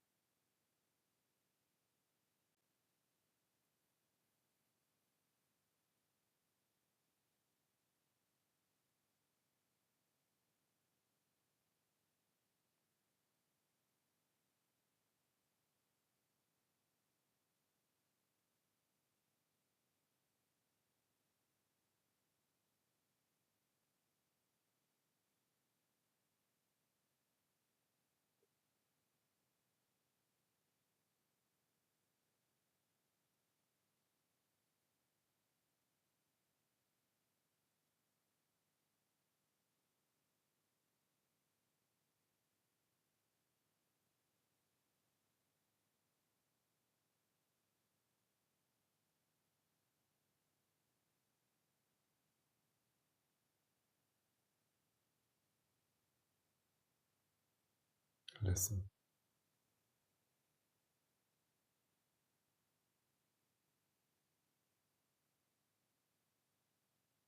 With your heart.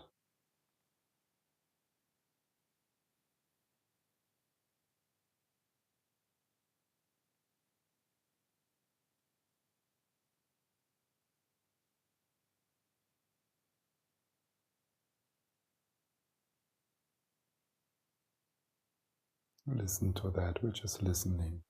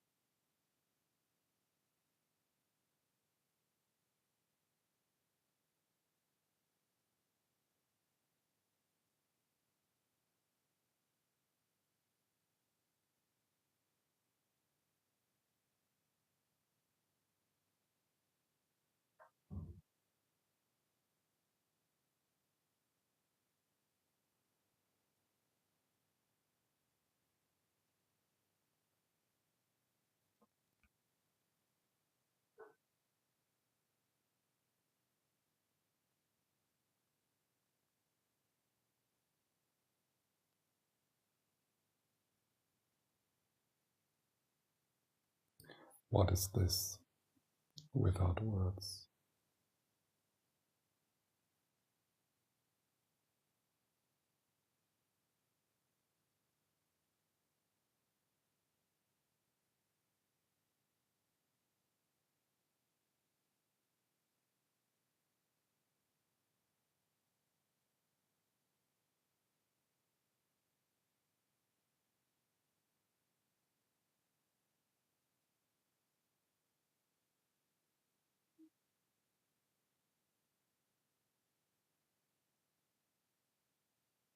What is this without words?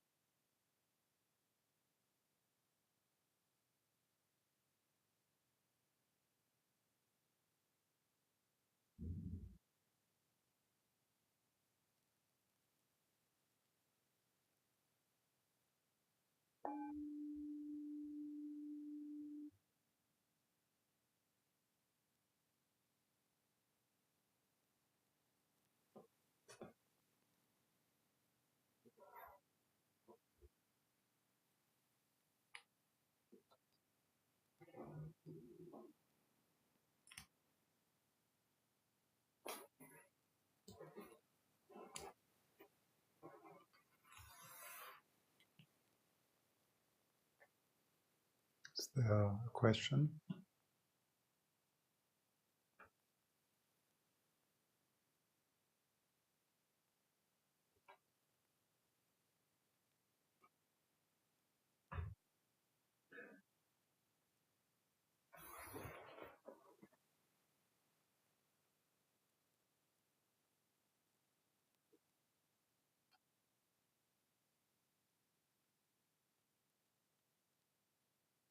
as well.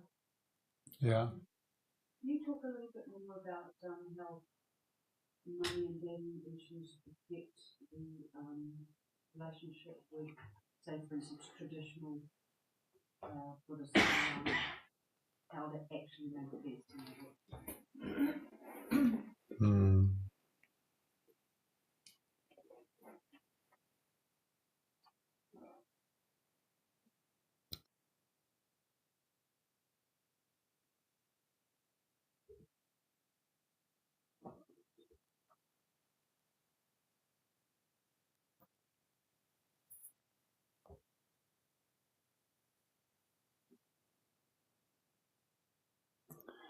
So if you assume that many of us have a longing and a need for some refathering and remothering,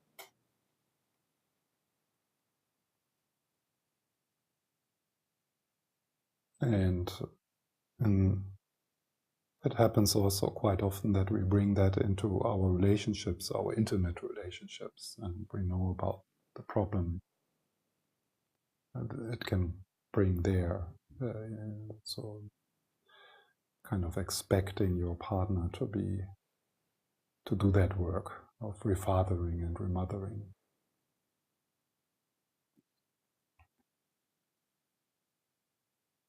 I guess the women here, they have recognized that in some men.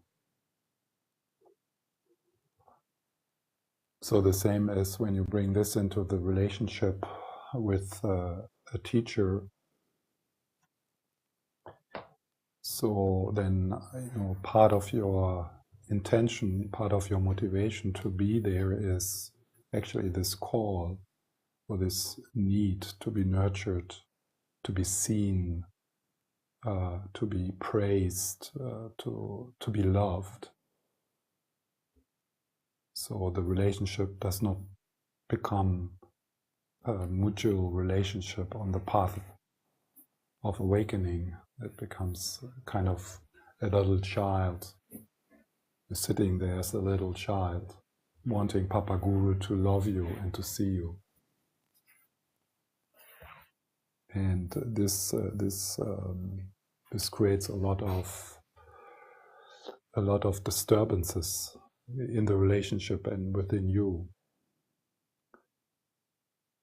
So you expect something from the teacher which it's actually not his job. He's not there for that.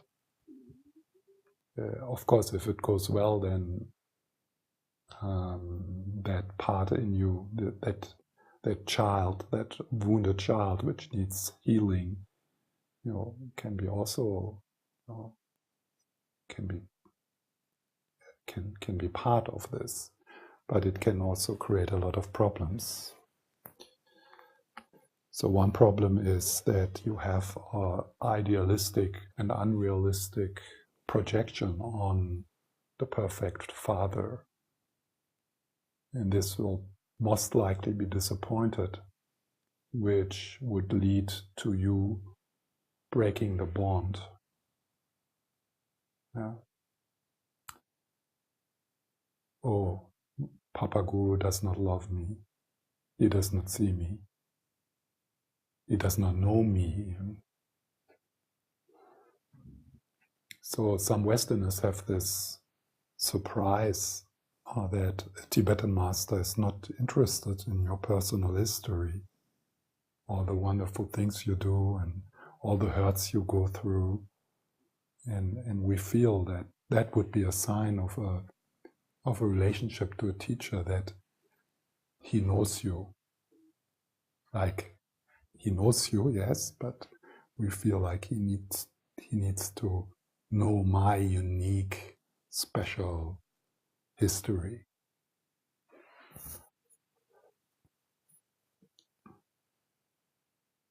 So it's, and and then, I mean, you are not the only one.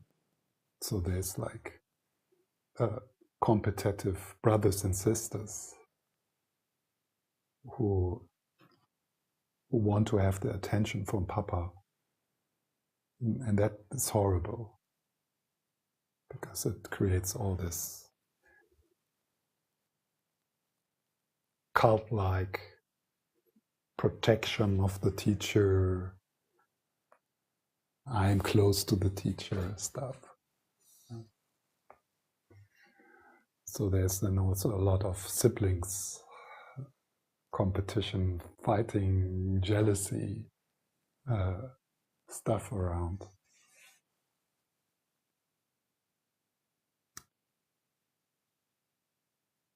So, and then of course, there's, if you stick with it, then something through the teachings and so on, something will move. But maybe it would be helpful to address this need in another setting, either before or while. So if you become aware in the relationship to a teacher that this stuff comes up, that could be one possibility to remove that from what is actually in the relationship to a qualified master. So you address that somewhere else, so that actually the master can support you in awakening.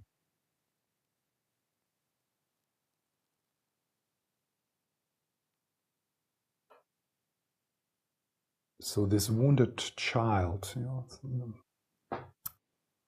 this kind of, it's also sometimes the Jungians call it the narcissistic wound.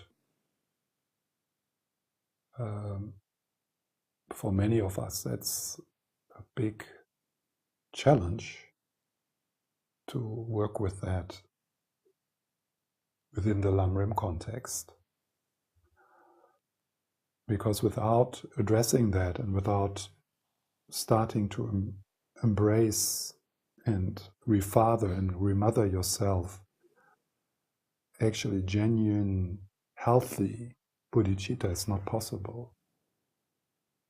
Because if your cup is empty, like your heart cup, because you were not loved as you deserve to be loved, then you will run around and you will enter spiritual relationships with this, fill my cup, fill my cup, fill my cup. Yeah. Even helping others, it's like you pretend that you help, but you're actually sitting there with your empty cup. And then if nobody puts something inside, then you feel bitter and disappointed, and you feel that people using you, and I'm the only one who helps. And yeah, so to address this this hole in your chest, and the mentor bonding process, as I described it in our meditation, can be part of this. So it can, would be a process, because in the mentor bonding process you work with yourself. It's a projection. So that could be part of this process of healing yourself. I have been in this place, sitting there for a month in the retreat, waiting for Lama Zopa and it was just about me. It's just about me, like feeling I'm the most important person. I'm so important. And he just lets, he just gave me the space to sit with my own stuff. It was amazing. A few times until I just let go of it. And then suddenly it didn't make a difference if this person has an interview or that. We are in this together. It doesn't matter. It's not about me. It's about us. So if the idiot gets the attention of the guru, wow, that's great. So it was really wonderful for me to experience this kind of relaxation into the presence of the teacher. No awkwardness anymore, no feeling, I'm not good enough, he needs to know me, I need to have personal advice. This personal advice, everything Lama Zopa says is personal advice. You don't need to go there and say, okay, what should I do in the morning? After he gave 2 hours of teachings on doing prostrations. That was your personal advice. But we have that kind of, we bring our idea of relating and our self-importance into the relationship. That's how it is. And if you stick in it, if you stick there, and that's why the bond is so important. So you create this bond, and you make this bond sacred, and you protect it. Then you will go through this periods. And because it's so unbearable to sit there with your self-importance, that at one point, after 20 years, it will just blob. It will just, yeah.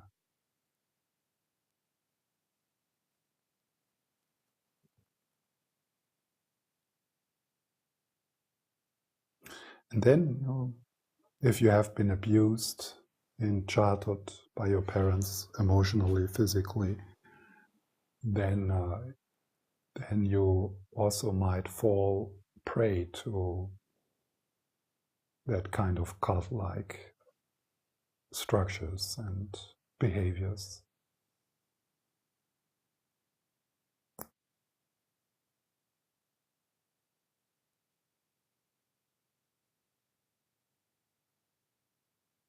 So, and if Alex Person writes a bit out of it, so I don't recall all the points right now.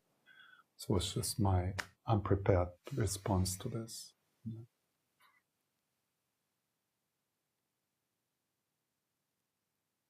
Okay, time is up. Thank you very much for your attention. See you tomorrow at 10. One thing I want to talk about tomorrow is stable attention, but the rest is, so if you have anything, we can explore that. Okay, see you tomorrow.